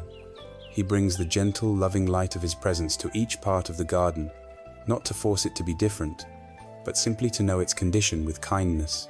This accepting awareness is like water and sunlight for the body, and you may notice that simply by being felt, simply by being held in this kind, non-judgmental attention, the tense and tired parts of yourself begin to relax all on their own. Now, for a final moment, let go of focusing on any one part, and feel your body as a single, unified whole. Feel the entire landscape of your body, from your feet to your head, breathing as one. Feel the gentle, tingling aliveness that pervades the entire field of sensation. This practice was not an exercise to fix your body. It was an act of friendship, an act of coming home. We have acknowledged the physical toll of the day. We have listened to the body's story of tension and tiredness, and we have replaced the usual state of neglect with one of presence and care. Having laid this foundation of peace within the body, we have calmed the first and most visceral layer of restlessness. We have brought our awareness out of the chaotic marketplace of the mind and into the quiet, grounding reality of our physical form. Now, with this embodied presence as our anchor, we are ready to work more directly with the mind itself. We can turn our attention to the breath, not just as a sensation, but as the supreme tool for soothing the very thoughts that disturb our rest. Having settled into the quiet, grounding reality of the body, we can now turn our attention to the most subtle and powerful rhythm of our lives. We turn to the breath. The breath is the bridge between the body and the mind, the meeting point of the conscious and the unconscious. It is the gentle, constant lullaby that has been singing to you since the moment you were born. For this practice, our goal is not the sharp, one-pointed concentration of a daytime meditation. Our aim is gentler. It is to soothe, to quiet, and to pacify. We are giving the restless monkey mind a simple, pleasant, and rhythmic task, allowing it to finally feel safe enough to settle down and rest. By consciously attuning ourselves to the rhythm of the breath, we send a powerful signal of calm throughout our entire nervous system, preparing the ground for deep and peaceful sleep. Your only task now is to feel the breath. There is no need to change it, to deepen it, or to manipulate it in any way. Your body is an ancient, wise organism. It knows exactly how to breathe. Let the breath breathe itself. Your job is simply to become a curious and intimate observer. You can rest your attention wherever the sensation of the breath is most vivid for you. For some, this is at the tip of the nostrils. feeling the subtle coolness of the air as it enters and the gentle warmth of the air as it leaves. For others, the sensation is more prominent in the chest, feeling the gentle expansion of the ribcage with the in-breath and the soft contraction with the out-breath. And for many, the most grounding place to rest the attention is on the soft rise of the abdomen as you breathe in, and the gentle fall of the abdomen as you breathe out. Choose whichever location feels most natural and comfortable for you tonight, and let your awareness rest there, as if it were a feather floating on the current of the air. Now, we must acknowledge a simple truth. Your mind will wander. This is not a sign that you are failing at the practice. It is a sign that you have a normal, human mind. At some point, perhaps after only 1 or 2 breaths, you will realize that you are no longer feeling the breath. You will find yourself lost in a thought, tangled in a memory, swept away by a plan for tomorrow. This moment of realizing you have been lost is a moment of pure mindfulness. It is a small victory, a moment of waking up. When this happens, and it will happen again and again, the instruction is to meet this discovery with the utmost kindness and patience. There is no need for a sigh of frustration or a harsh inner comment. Simply notice where the mind has gone. Planning, or worrying, or remembering. And then, as gently as you would guide a lost child by the hand, escort your attention back to the physical sensation of the breath. This act of returning, without judgment, is the entire practice. It is the bicep curl for the muscle of attention. Each time you return, you are rewiring your brain for peace, patience, and presence. You are not trying to achieve a state of perfect, unbroken focus. You are simply practicing the art of beginning again. Imagine that your awareness is a small boat, resting on the surface of a vast and calm ocean at dusk. Your breath is the gentle, rhythmic swell of the waves. As you breathe in, the boat is lifted gently on the crest of a slow, silent wave. As you breathe out, the boat settles softly into the trough. The movement is effortless, soothing, and perfectly continuous. Your task as the captain of this boat is not to steer, not to power up the engine, not to fight the waves. Your task is simply to rest in the boat, to feel this gentle rising and this gentle falling, to allow your mind, your awareness, to be rocked into a state of profound calm by the ancient, steady rhythm of the ocean's breath. If a thought bird flies by, you notice it, but you do not have to leave the boat to chase it. You simply remain, rising and falling, rocked into peace. If you find that the mind is particularly restless tonight, you can offer it a little more support. A simple and powerful technique is to count the breaths. As you breathe in, you can mentally note the number 1. As you breathe out, you can again note the number 1. With the next breath, you note 2 on the inhale and 2 on the exhale. Continue in this way, patiently, all the way up to the number 10. When you reach 10, simply begin again at 1. The purpose is not to reach 10. If you find you've lost count, or you suddenly realize you've counted up to 43, it does not matter at all. The numbers are not the point. They are just a light silken leash for the puppy of the mind, giving it something simple to hold on to so it doesn't wander so far away. The moment you notice you've lost track, you have succeeded. You have woken up, and you gently begin again, back at 1. Another way to deepen the practice is to infuse the breath with a healing intention. As you breathe in, you can simply be aware of the act itself, perhaps with the mental note, breathing in.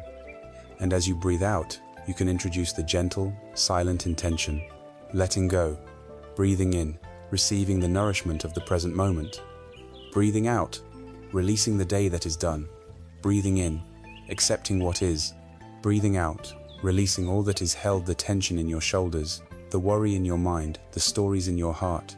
Let each out-breath become a physical sigh of surrender. With each exhalation, feel yourself becoming a little heavier, a little softer, sinking a little deeper into the support of the surface beneath you. You are an anchor, and with each out-breath, you are letting out more of the chain, allowing yourself to settle more deeply into the quiet stillness of the ocean floor. We have used the breath as a gentle lullaby for the busy mind.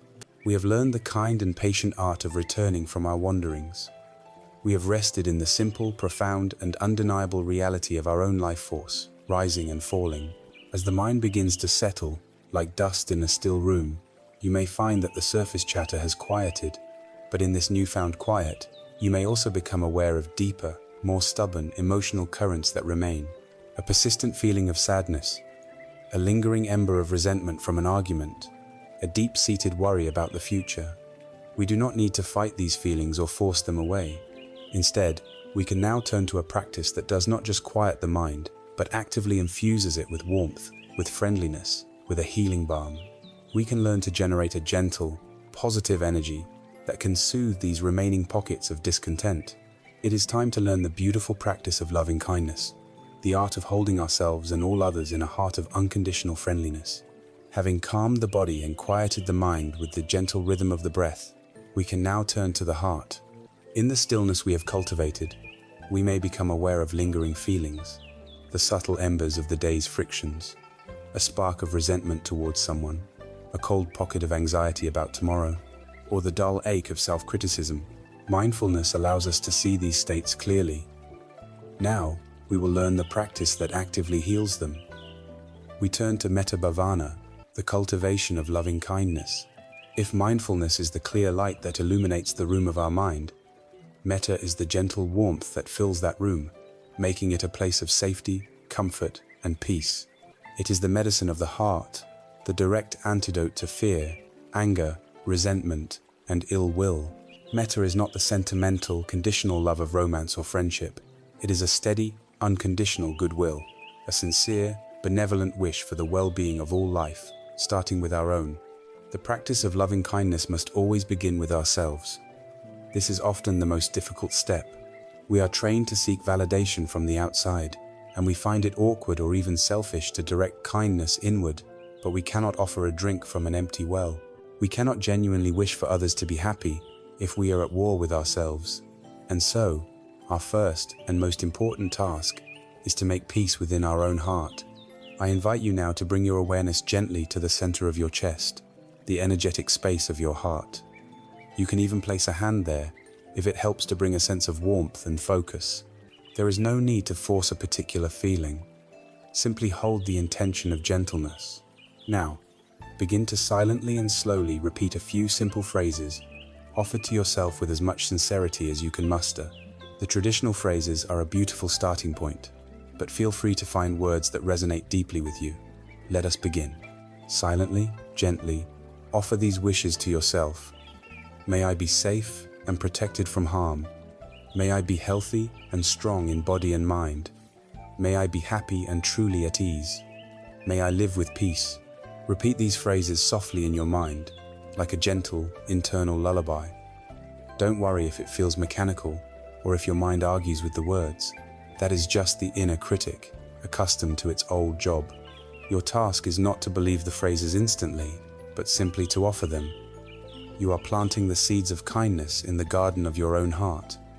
With each repetition, you are watering them. In time, they will grow. Let the feeling behind the words, the simple intention of goodwill, be what you rest in. May I be peaceful. Now, having established this seed of kindness for yourself, let it begin to radiate outward. Bring to mind someone for whom it is very easy to feel love and appreciation. This could be a dear friend, a parent, a child, a beloved mentor, or even a cherished pet. Picture them clearly in your mind's eye. See them smiling, happy, and well. Hold this warm image in your heart, and now, direct the very same phrases of loving kindness toward them. May you be safe and protected from harm. May you be healthy and strong in body and mind. May you be happy and truly at ease. May you live with peace. Feel your heart opening, sending this genuine wish for their well-being out to them, a gift of pure goodwill. Next, we expand the circle of kindness further. Bring to mind a neutral person. This is someone you may see often, but for whom you have no strong feelings, positive or negative. It might be the person who delivers your mail, a cashier at the grocery store, a neighbor you only know by sight. Often, we walk through our world, seeing people like this as mere objects, part of the scenery. This practice helps us to break down that wall of indifference and recognize their full humanity.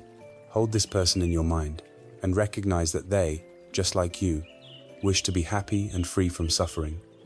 Now, offer them the same sincere wishes. May you be safe and protected from harm. May you be healthy and strong. May you be happy and at ease. May you live with peace. Notice how this simple act begins to dissolve the feeling of separation between you and the world around you. Now, we approach the most challenging and often the most healing stage of this practice. If you feel ready, you can bring to mind someone with whom you have difficulty. It is wise to start with a person who is only mildly irritating, not the source of your deepest wounds. Hold them in your awareness, not to relive the conflict, but to see them as a whole person. See if you can acknowledge that their harmful actions, whatever they were, likely arose from their own deep pain, their own confusion, their own suffering. As best you can, offer them the same phrases of metta. Remember, this act is not for them, it is for you. It is the act of putting down the heavy, burning coal of your own resentment, so that your own hand is no longer seared by it. It is a profound act of self-liberation. With whatever sincerity you can find, wish for them to be free from the very suffering that causes them to create suffering for others. May you be safe. May you be healthy. May you be happy. May you be peaceful. Finally, allow the boundaries of your heart to dissolve completely. Let your loving kindness become boundless, like the light of the sun. Imagine this gentle warmth radiating out from your heart in all directions. To the people in the room next to you, in the building you are in your entire neighborhood and city. Let it extend to all people in your country, and on your continent, and across the entire planet. Let it include all the animals, the birds in the sky, the creatures in the ocean, the insects in the grass. Include all beings, seen and unseen, large and small, near and far, born and unborn. Hold all of life in your compassionate embrace, and offer this universal wish. May all beings be safe and protected. May all beings be healthy and strong. May all beings be happy and at ease. May all beings everywhere live with peace. The quality of heart we cultivate in this practice is like the sun itself. The sun does not decide who is worthy of its warmth. It does not shine only on the good people or the beautiful flowers. It shines on everyone and everything, without condition, without judgment. It shines on the saint and the thief, on the rose and the weed, on the pristine mountain lake and the muddy puddle. The very nature of the sun is to radiate.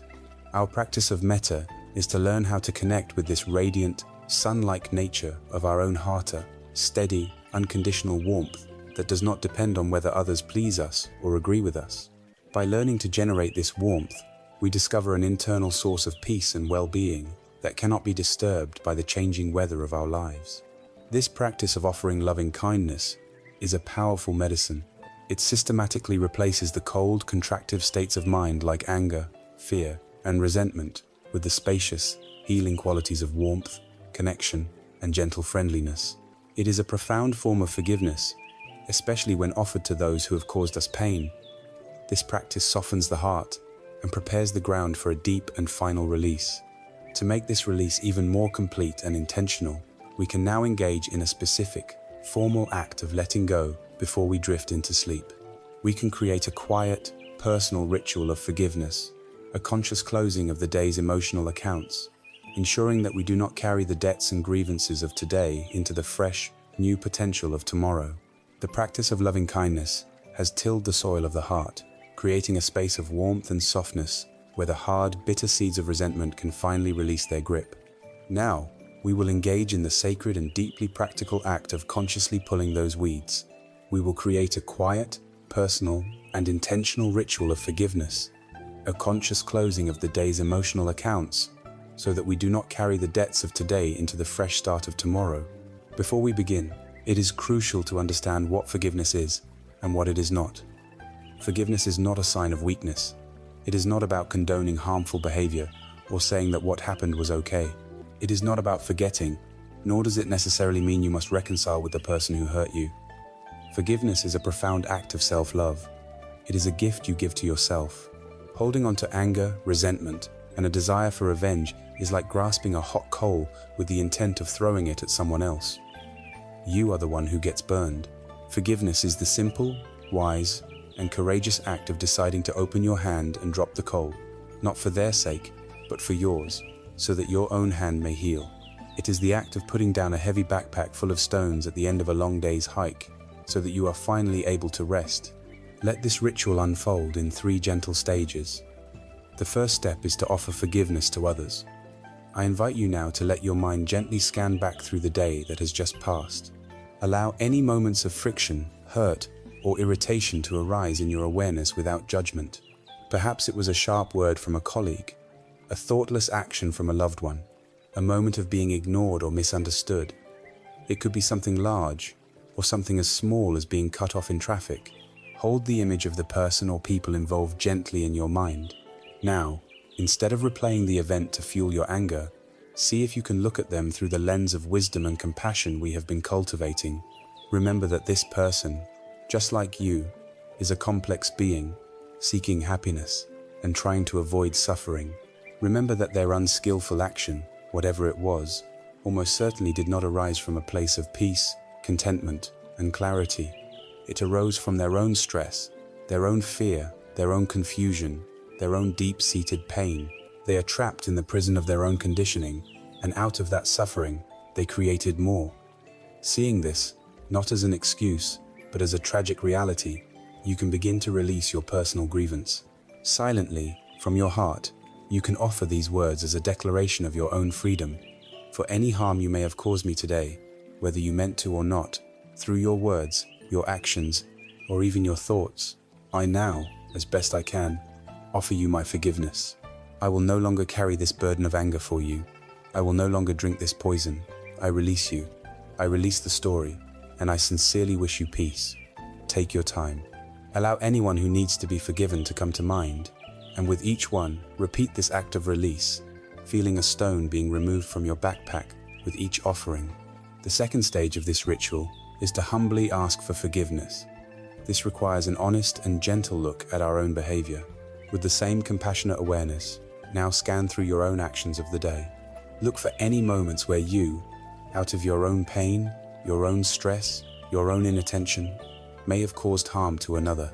Perhaps it was a moment of impatience with your child, a sharp tone with your partner, a gossiping word about a co-worker, a selfish action, or a harsh judgment held silently in your mind. See these moments without shame, but with a clear-seeing honesty. Recognize that these actions too arose from your own moments of being caught, your own suffering. You were not at your best. You were caught in the grip of the monkey mind. Holding the image of anyone you may have harmed in your mind, you can now clear your own heart by silently offering these words. To anyone I may have harmed today, whether I meant to or not, through my careless words, my unskillful actions, or my negative thoughts, I now humbly ask for your forgiveness. I see my mistake, and I acknowledge any pain it may have caused. It is my sincere intention to be more mindful and more compassionate tomorrow. This is not an act of self-flagellation. It is an act of integrity. It clears our own conscience and sets a powerful, positive intention for the future. It is a promise to our own heart that we will strive to do better. The third and final stage of this ritual is often the most difficult, and yet the most profoundly healing. It is to turn this powerful gesture of forgiveness toward the one person who so often needs it the most, and from whom we so often withhold it, ourselves. Bring your awareness back to your own being, lying here, at the end of another imperfect day. Acknowledge the gap between the person you aspire to be and the person you were today. Acknowledge the mistakes, the shortcomings, the moments you wish you could do over. See all of this, and hold it all in a vast, compassionate embrace, like a loving parent holding a child who has fallen and scraped their knee. Now, offer yourself the ultimate gift of grace. Silently, repeat these words, letting them sink deep into your being. For all the ways I have harmed myself and others today, through my actions, my words, and my thoughts. For being less than I would like to be. For the mistakes I have made, known and unknown, I now fully and freely forgive myself. I did the best I could with the awareness, the energy, and the circumstances I was given today. I am learning. I am growing. I release myself from the heavy burden of perfection. I accept myself completely, just as I am, in this moment. I give myself permission to be at peace. This is the moment you finally shrug the heavy backpack from your shoulders. Feel the physical sensation of its weight being lifted. Feel the relief in your muscles, the lightness in your spirit, the freedom of no longer needing to carry the day's imperfections into the sanctuary of the night. Through this simple, threefold ritual, You have consciously wiped the slate clean. You have closed the emotional ledger of the day, leaving no outstanding debts to accrue interest in your mind overnight. You have acknowledged the pain of the world without being imprisoned by it. You have taken responsibility for your own actions without being crushed by guilt. You have put down the backpack of grievances and self-judgment.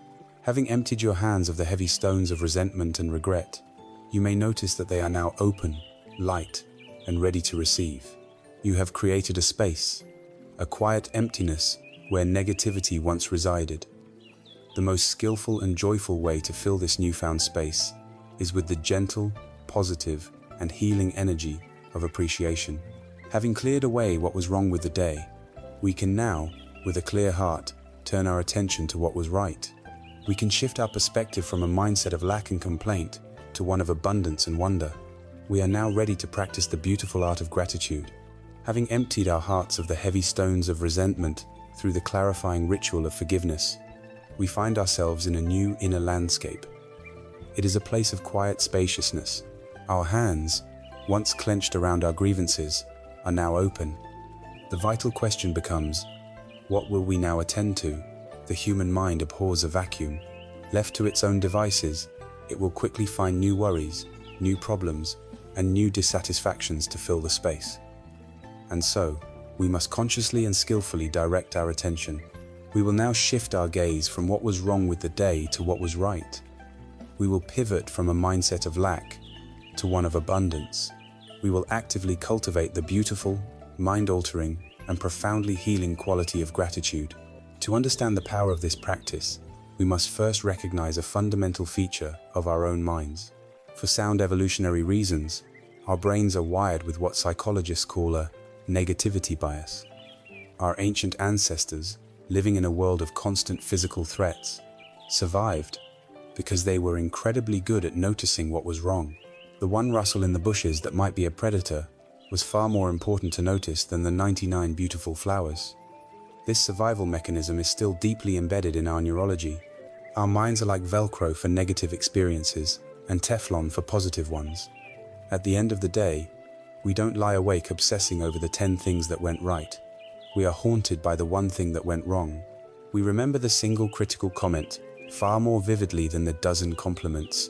Gratitude, therefore, is not a passive feeling that only arises when something big and wonderful happens. It is an active training of the mind. It is a conscious rebellion against our default settings. It is the intentional practice of seeking and acknowledging the good that is already and always present. Lying here, in this state of quiet release, let your mind gently scan back through the hours of your day, but this time with a new filter applied to your perception. You are no longer looking for mistakes to regret or problems to solve. You are now a treasure hunter, panning for small, overlooked flecks of gold in the river of your recent experience. The instruction is to find just 3 to 5 things for which you feel a genuine sense of appreciation. The key is to start small. Our minds tend to dismiss the ordinary, but it is in the ordinary that most of life's beauty resides. Let us scan for these humble treasures. Perhaps you can begin with your senses. Did you taste something delicious today? The rich, dark flavor of your morning coffee, the sweetness of a piece of fruit, a simple, nourishing meal. Take a moment to truly savor that memory. What about the sensation of touch?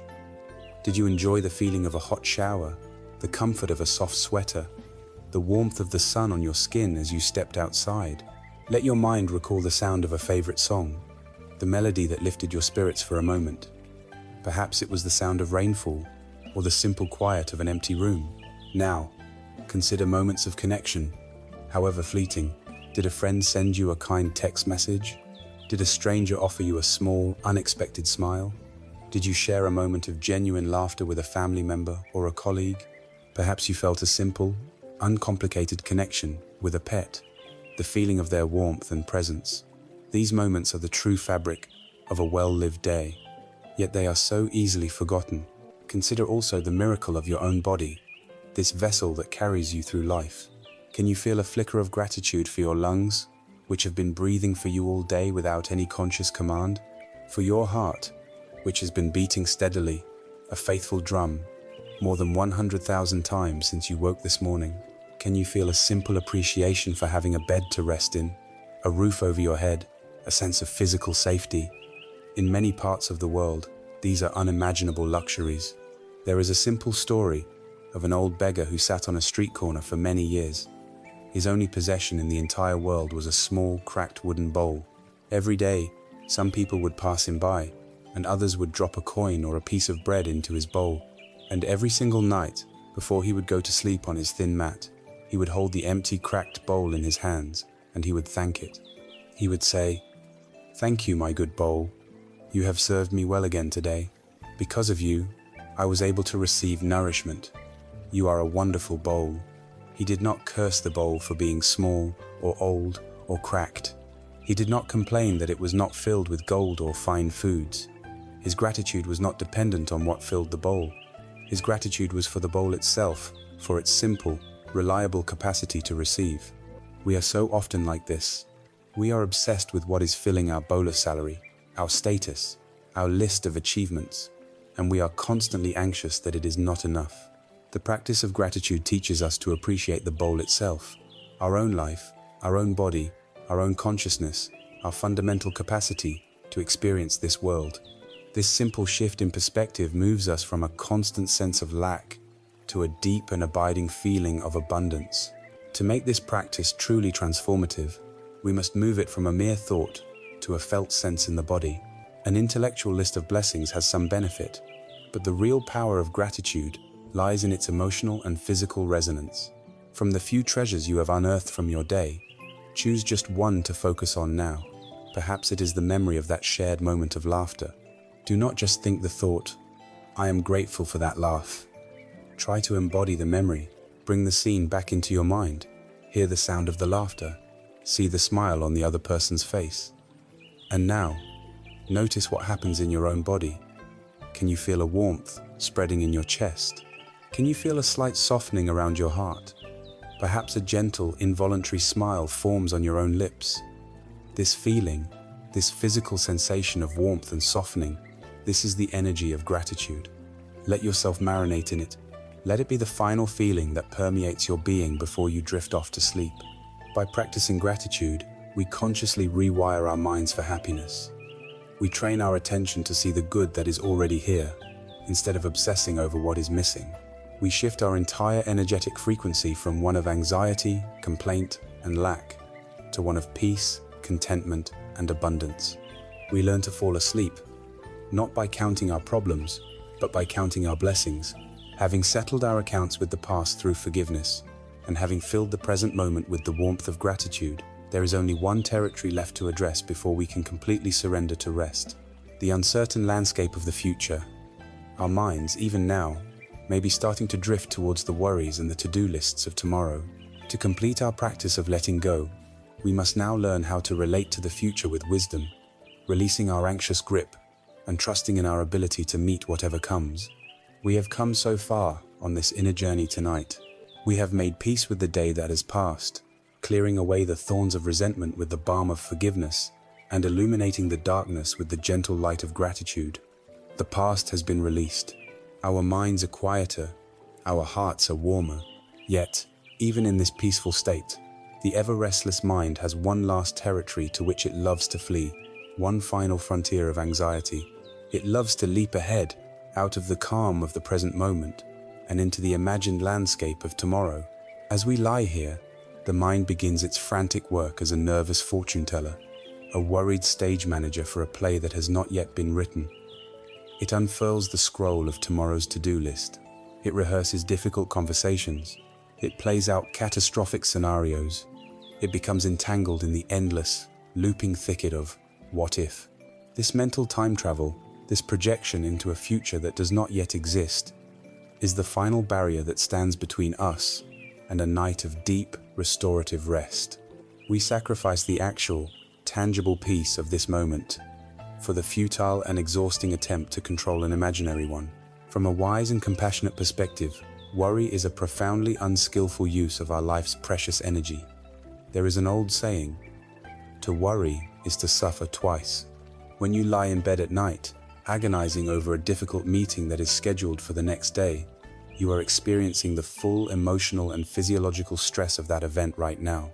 Your heart rate may increase, Your stomach may clench, your mind may race with fear.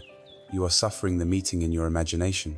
Then, when tomorrow comes, if the meeting is indeed difficult, you suffer through it a second time in reality. And in the very likely event that the meeting goes perfectly fine, or is simply unremarkable, you will have paid a heavy tax of anxiety and lost sleep for an event that never happened. You have suffered for no reason at all. It is vital to distinguish this kind of useless, circular worrying from wise, practical planning. Wise planning is a calm and focused activity. It happens at an appropriate time, perhaps in the afternoon, when you sit down with a clear head, review what needs to be done, make a list, and prepare what you can.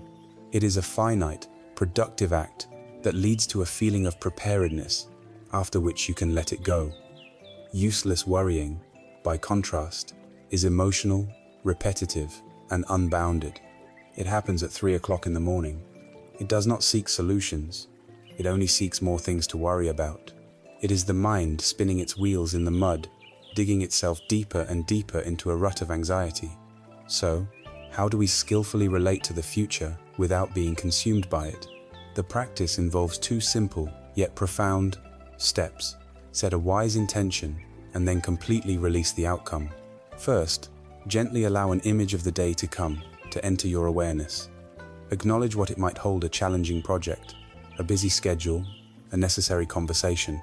Now, instead of worrying about how these external events will unfold, ask yourself a completely different and far more powerful question. How do I wish to show up tomorrow? What quality of heart do I intend to bring to whatever happens? Shift your focus from controlling the world outside to cultivating your world within. Perhaps your intention is simply, tomorrow I will endeavor to be patient. Or, tomorrow I will try to listen with more kindness. Or, tomorrow my intention is to meet challenges with a calm and steady heart. Choose one simple, positive quality. This is the seed you will plant for the day to come. Now for the second and most crucial step. Having planted this beautiful seed of intention, your work is now finished. You must now let it go. You must release all attachment to the results of the day. You release your need for the meeting to be a success. You release your desire for others to act in a certain way. You release all the detailed scripts you have written in your mind for how the day should unfold. You can use a powerful visualization for this. Imagine gathering up all your anxieties, your plans, your hopes and fears for tomorrow, and placing them gently into a small, sturdy boat. With a gentle push of your hand, you send this boat out onto the vast, dark, silent ocean of the night. You watch it as it drifts away, getting smaller and smaller, until it disappears over the curve of the horizon. These concerns are no longer yours to carry tonight. The great ocean of time will carry them for you. Your only task now is to rest on the shore. Imagine a seasoned hiker embarking on a multi-day journey to the summit of a great mountain. The summit is still far away, shrouded in clouds, its peak invisible.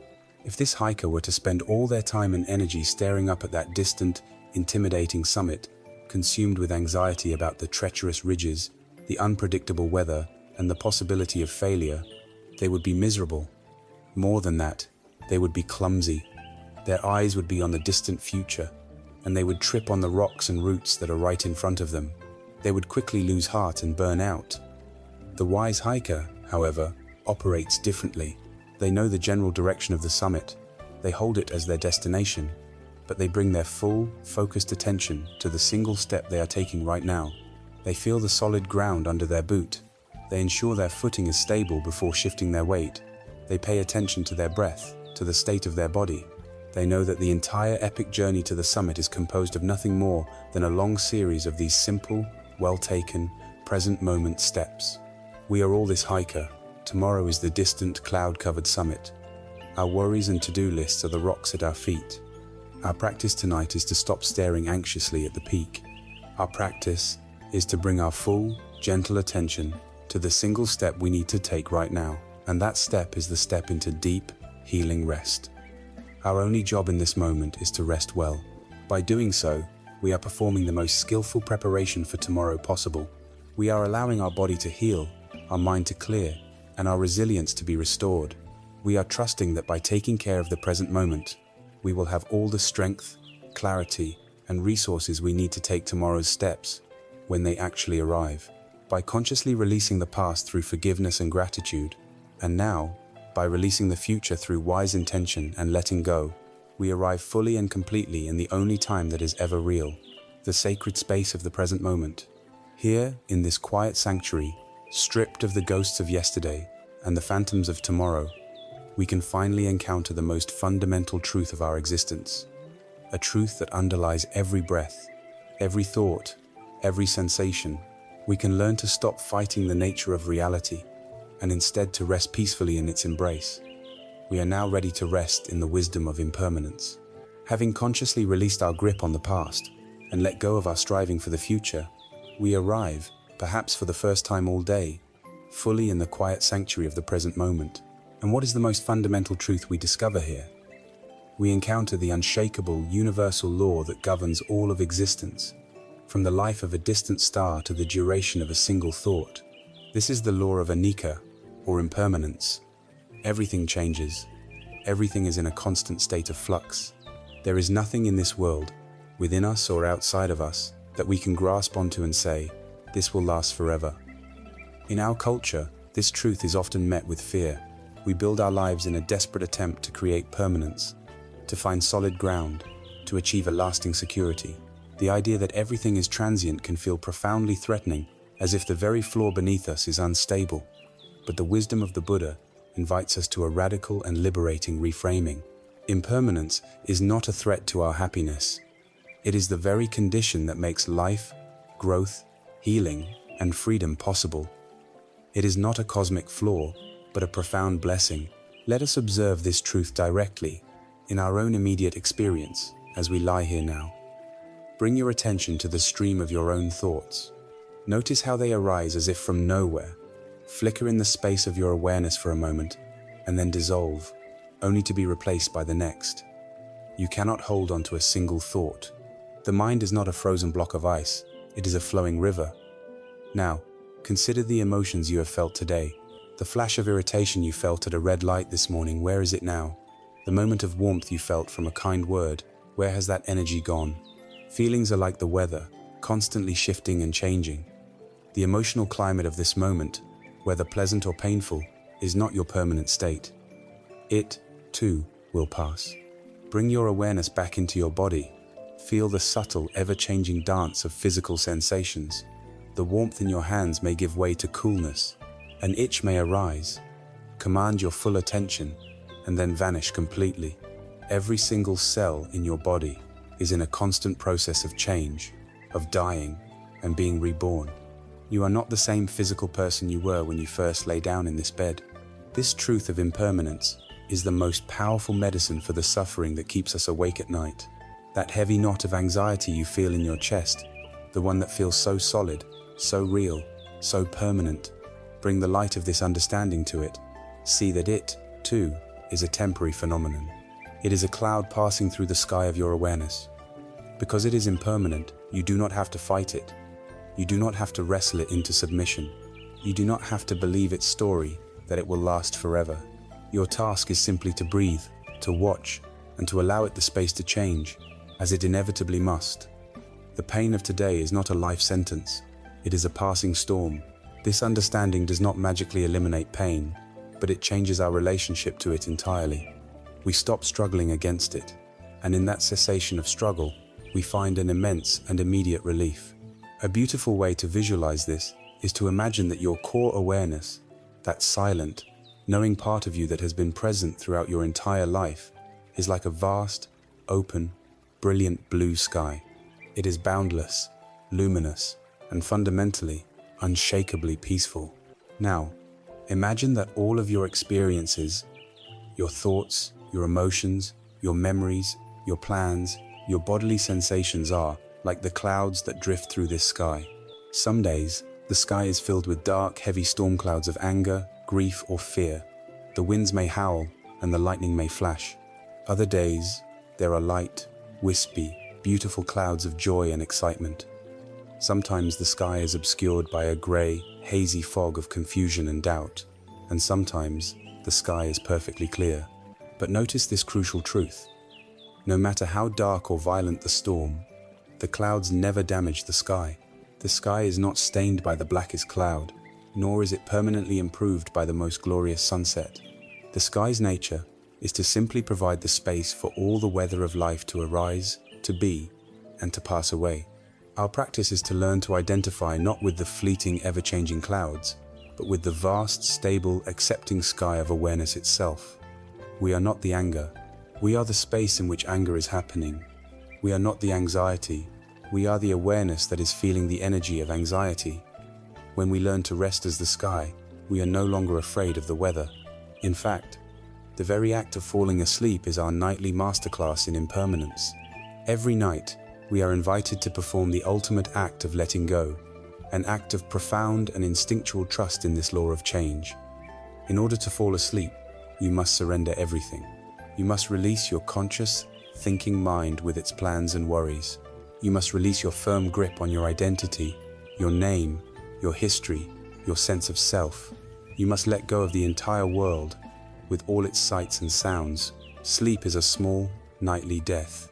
You dissolve completely into a state of unconsciousness, trusting that this process is safe, that it will reverse itself, and that you will be reborn into the light of the morning, refreshed and renewed. From this perspective, insomnia can be seen as a form of resistance to this natural surrender. It is the fear of letting go, the ego's terror of its own dissolution.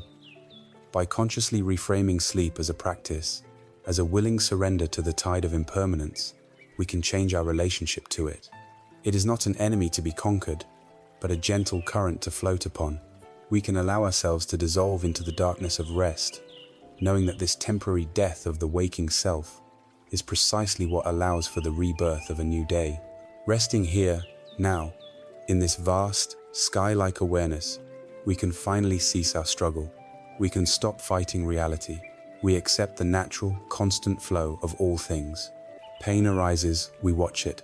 It changes, we watch it. It passes away, we watch it. Joy arises, we watch it. It changes, we watch it. It passes away, we watch it. As we abide in this deep acceptance, something remarkable begins to happen.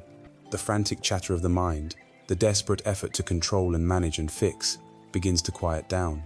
In the space between the clouds, in the gap between our thoughts, we can begin to sense something else.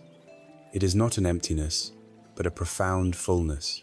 It is a deep, resonant stillness, a silent presence that has been here all along, patiently waiting beneath all the noise.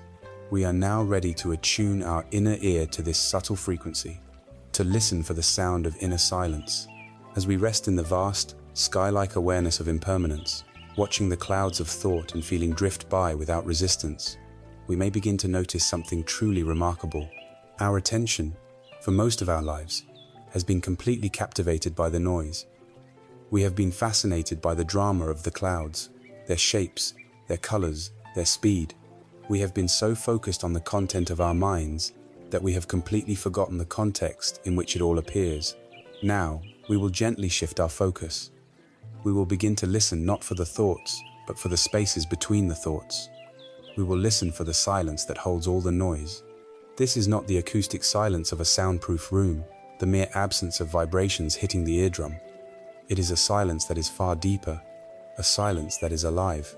It is the silent, aware presence that is experiencing these words in your mind right now. It is the profound stillness out of which every thought arises, and the infinite space into which every thought dissolves. It is the pristine, empty canvas upon which the entire painting of your moment-to-moment experience appears. To make this less abstract, consider the storm of your mind from just a little while ago. There may have been worries, plans, memories, and judgments, all clamoring for your attention. But let us ask a simple question. Who was it that was aware of all that noise? A thought of anxiety may have arisen, but a part of you knew, anxiety is here. A memory may have surfaced, but a part of you was able to recognize, this is a memory. This knowing, this fundamental awareness itself, is silent. It does not have a voice. It does not have an opinion. It is perfectly still. It is like being in a movie theater. The screen can be filled with epic battles, fiery explosions, and passionate romance. The soundtrack can be deafening. but the screen itself is never burned by the explosions. The screen itself is never heartbroken by the romance. The screen is the silent, stable, untouched background that allows the entire movie to be seen. For most of our lives, we have believed that we are the characters in the movie, caught up in the drama. The practice now is to recognize our true nature as the screen itself, the silent, spacious awareness that allows the whole show of life to unfold.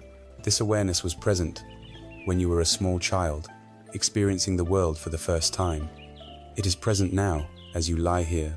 It is the one constant in the ever-changing stream of your experience, unstained and undisturbed by the content of your mind, just as the silent screen is unstained by the most violent film. In the tradition of Zen Buddhism, masters would often give their students paradoxical riddles, known as koans, which were designed to completely exhaust the logical, thinking mind, thereby forcing a direct, intuitive breakthrough into reality. Perhaps the most famous of these koans is the question posed by the master Hakuin. We all know the sound of two hands clapping, but what, he asked, is the sound of one hand? The student, trained in logic and reason, would go away and try to figure it out. They would return to the master with answers. Perhaps it is the sound of the wind sighing in the pine trees? No, the master would say. Perhaps it is the gurgling of a distant stream? Number.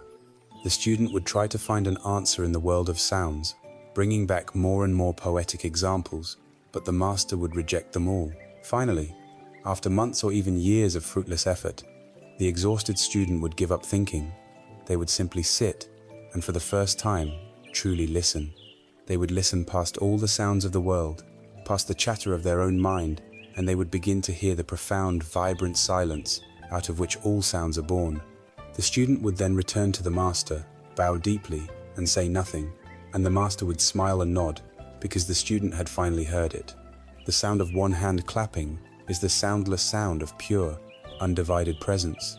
It is the silence that exists before the world is split into two, before we create a me and a not me, a thinker and a thought, a sound and a silence. It is the deep, innate quiet at the very core of our being. We cannot think our way to this silence. We cannot achieve it or grasp it with effort. We can only let go of the noise and notice that this silent presence has been here all along, patiently waiting for us. It is the background of our being. Our practice, then, is to learn how to attune our inner ear to this silent frequency. As you continue to rest with your breath, begin to listen for the tiny pockets of silence that are already here. Notice that at the very peak of your in-breath, just before the turn into the out-breath, there is a tiny, silent pause. And again, at the very bottom of the out-breath, before the next breath begins, there is another moment of stillness. See if you can allow your awareness to rest in these quiet little valleys. Now, apply this same listening to the stream of your thoughts. Thoughts often feel like a continuous, unbroken monologue, but if you watch very closely, with a patient and curious attention, you will begin to notice that there are gaps. There are tiny spaces between the end of one thought and the beginning of the next. Do not try to force these gaps to be longer. Do not try to create them. That is just more effort, more noise. Simply be the gatekeeper, watching the traffic of thought, and notice when there is a natural pause in the flow, and when a gap appears, even for a split second, let your awareness relax into it. Let yourself sink into that little moment of peace. At first, these gaps may seem few and far between, but the more you value them, the more you pay attention to the silence rather than the noise, the more you will notice it. The silence itself will begin to grow, to expand, to fill your awareness. This deep inner silence is not an empty, dead void. It is a silence that is pregnant with potential. It is full of peace, clarity, and an unshakable sense of well-being.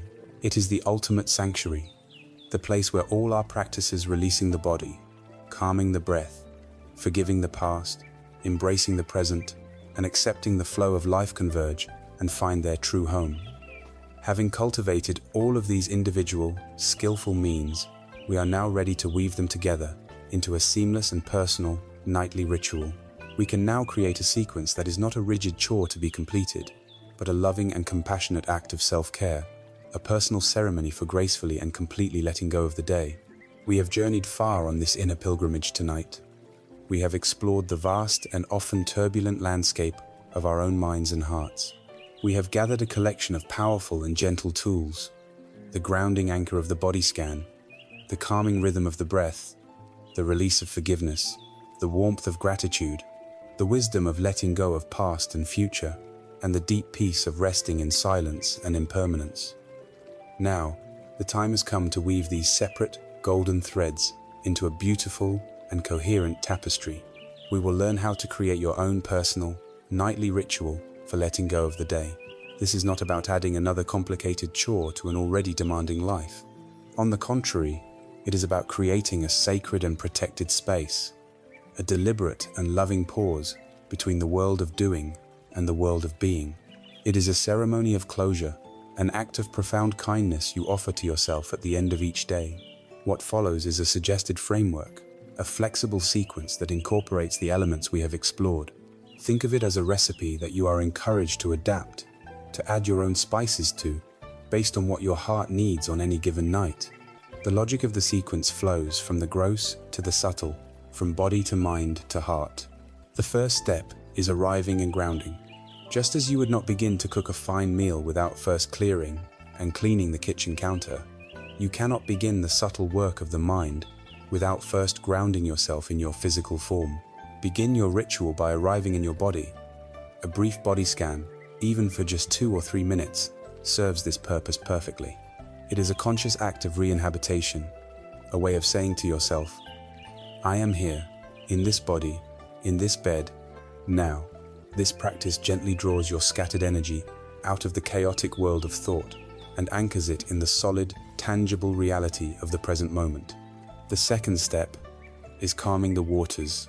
Once grounded in the body, you turn to the breath to calm the surface agitation of the mind. A few minutes of simple, non-judgmental breath awareness, just as we have practiced, allows the sediment of the day's frantic activity to begin to settle.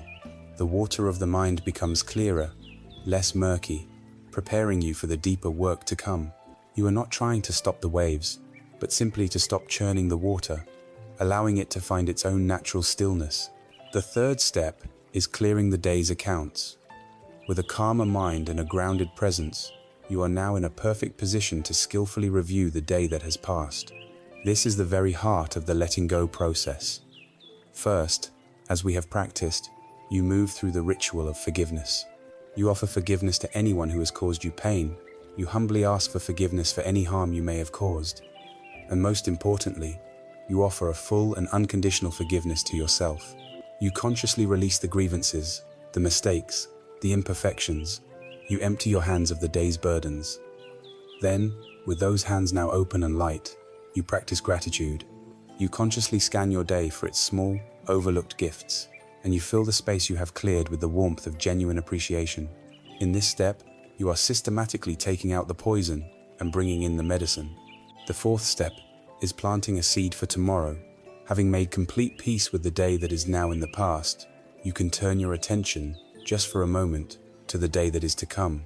You do this not with anxiety or a need to control, but with wisdom and gentle intention. You set one simple, positive intention for how you wish to show up. Not what you wish to achieve, but what quality of heart you wish to embody. Tomorrow, I intend to be patient. Tomorrow, I will listen with kindness. You plant this single, wholesome seed, and then you let it go, trusting it will grow in its own time. The fifth and final step is the ultimate surrender. Your work is now done. You have settled the body, calmed the mind, cleared the heart, and planted a good seed. Now, you simply let go of all effort. You can end with a few moments of boundless loving kindness, radiating goodwill outward to all of life, dissolving the final boundaries of the self. Then you simply rest. You rest in the vast, open, sky-like awareness that you have cultivated. You rest in acceptance of this moment, just as it is, and you allow the natural, gentle tide of sleep to carry you away. It is absolutely essential that you hold this framework with a light and compassionate touch. This is your personal ritual, your intimate conversation with yourself. The most important skill you can bring to it is the skill of listening to your own heart. Some nights, you may come to bed heavy with resentment after a difficult argument. On those nights, perhaps you will spend almost all your time on the practice of forgiveness, letting it be a deep and thorough cleansing of your emotional system. Other nights, you may feel numb and joyless. On those nights, you might focus almost entirely on the practice of gratitude, patiently searching for small sparks of light to rekindle your spirit. On nights when your mind is racing with anxiety about the future, you may spend more time setting a wise intention and consciously releasing the outcome. And on nights of utter physical and emotional exhaustion, your entire ritual might be to simply take 3 conscious breaths and feel a moment of gratitude for the comfort of your bed before you fall asleep. And that is perfectly, beautifully enough. The goal is not perfection in the practice, it is the consistency of your kind intention. Think of your entire being, your body, your mind, your heart as a beautiful and precious musical instrument. Throughout the day, as you play the complex music of your life, as you interact with the world, face challenges, and experience a range of emotions, the strings of this instrument are inevitably knocked slightly out of tune. By the end of the day, the sound it produces may be discordant, tense, and unpleasant. This nightly ritual is the sacred, loving, and necessary act of the musician tenderly tuning their instrument before putting it away to rest. The body scan tunes the physical frame. The breath meditation quiets the noisy vibrations. Forgiveness and gratitude adjust the emotional pitch, releasing dissonance and finding harmony. You do this not as a burdensome chore, but out of love and respect for the instrument and for the beautiful music you wish to create in your life. A well-tuned instrument not only rests more deeply, but it produces far more beautiful, clear, and resonant music the very next day. This consistent, nightly practice of tuning the instrument of our being does more than simply help us to fall asleep. Its effects do not end when the alarm clock rings. The peace, the clarity, the resilience, and the compassion we cultivate in these quiet moments before sleep begin to seep into the very fabric of our waking hours. This ritual is not just an escape from a difficult day. It is a profound preparation for the next one. It is a practice that redefines sleep itself, transforming it from a mere biological necessity into a powerful and sacred gateway to a more awake, more peaceful, and more compassionate life. We may have embarked on this journey with a simple and practical desire to find a way to quiet the mind and get a good night's sleep. This, in itself, is a noble and worthy aim, for peaceful rest is the foundation of a healthy life. But as we have traveled this inner path together, we have discovered that the trail to true rest leads us through the very heartlands of wisdom and compassion. We now arrive at a new and more expansive understanding. This nightly ritual of letting go is not merely a sophisticated technique for overcoming insomnia. It is a profound spiritual discipline in its own right, a practice with the power to fundamentally transform not only the quality of our nights, but the entire texture of our waking days. We are learning that sleep is not an escape from our life, but a sacred gateway to a more awake, more peaceful, and more meaningful one. To understand this, we must appreciate the law of continuity. Our lives are not a series of disconnected days, chopped into neat 24-hour segments. Our consciousness is a continuous stream. The mind you take with you into sleep is the very same mind that you will wake up with in the morning. Consider the usual, untended pattern. If you go to sleep in a state of agitation, mentally replaying arguments, stewing in resentment, worrying about tomorrow, indulging in self-criticism, you are, in effect, practicing and rehearsing these negative mental states for hours on end as you drift into unconsciousness. Your sleep, if it comes at all, is likely to be fitful, shallow, and populated by anxious dreams. And what is the quality of your mind upon waking? The residue of that agitation is still present. You awaken with a subtle armor of tension already in place, a low-grade sense of dread already coloring the new day. The mind is primed for negativity, ready to find new problems and new reasons to be stressed. You begin the day at a deficit, already depleted before your feet have even touched the floor. Now, consider the alternative path you have been cultivating. When you engage in this nightly ritual of letting go, you are consciously and systematically steeping your mind in wholesome states. You are practicing forgiveness, which softens the heart. You are practicing gratitude, which attunes the mind to joy. You are practicing mindfulness, which brings clarity, and compassion, which brings warmth. You are marinating your entire being in peace and acceptance as you surrender to sleep. The quality of your rest becomes deeper, more nourishing, more complete, and when you awaken, the residue of peace is what remains. You begin the new day from a baseline of calm and spaciousness. Your mind is clearer, your heart is more open. You have more emotional resilience to meet the day's inevitable challenges. You are less likely to be hijacked by the first annoyance or the first wave of anxiety. By consciously shaping the end of your day, you have powerfully shaped the beginning of the next. You have created a positive momentum that carries you forward with grace. Let us return to the image of the mind as a garden. A foolish gardener works frantically all day under the hot sun, pulling crops and fighting pests, and then, at dusk, simply abandons the garden. They leave the tools out to rust, the gates open to wandering animals, and the tender new seedlings exposed to the night's chill. In the morning, they return to a garden that is stressed, disordered, and depleted, and they wonder why it fails to flourish.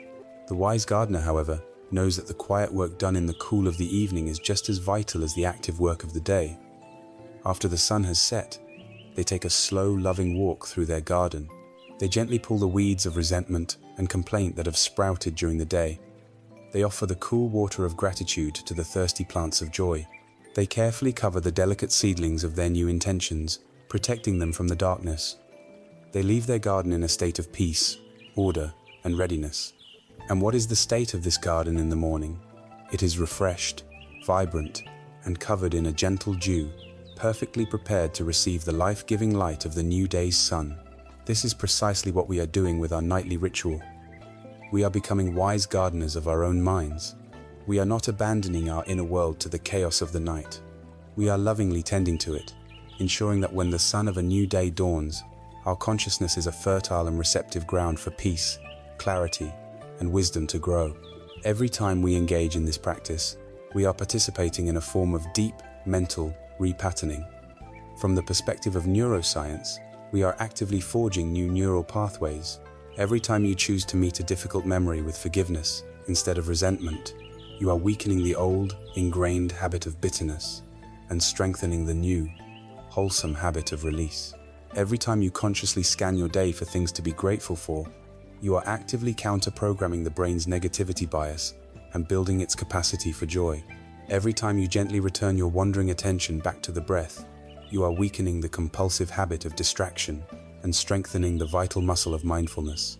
Over time, this consistent practice does more than just alter your mood.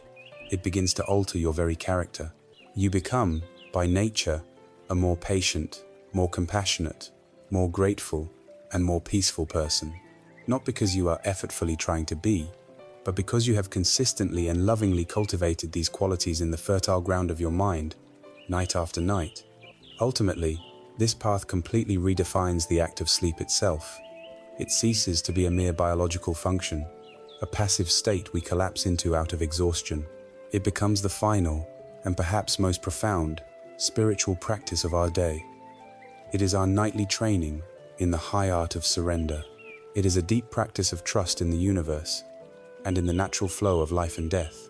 Each night, as we willingly let go of our ego, our identity, our thoughts, and our control, as we allow our conscious self to dissolve into the great, dark unknown of sleep, we are rehearsing for the ultimate letting go that life will one day ask of all of us.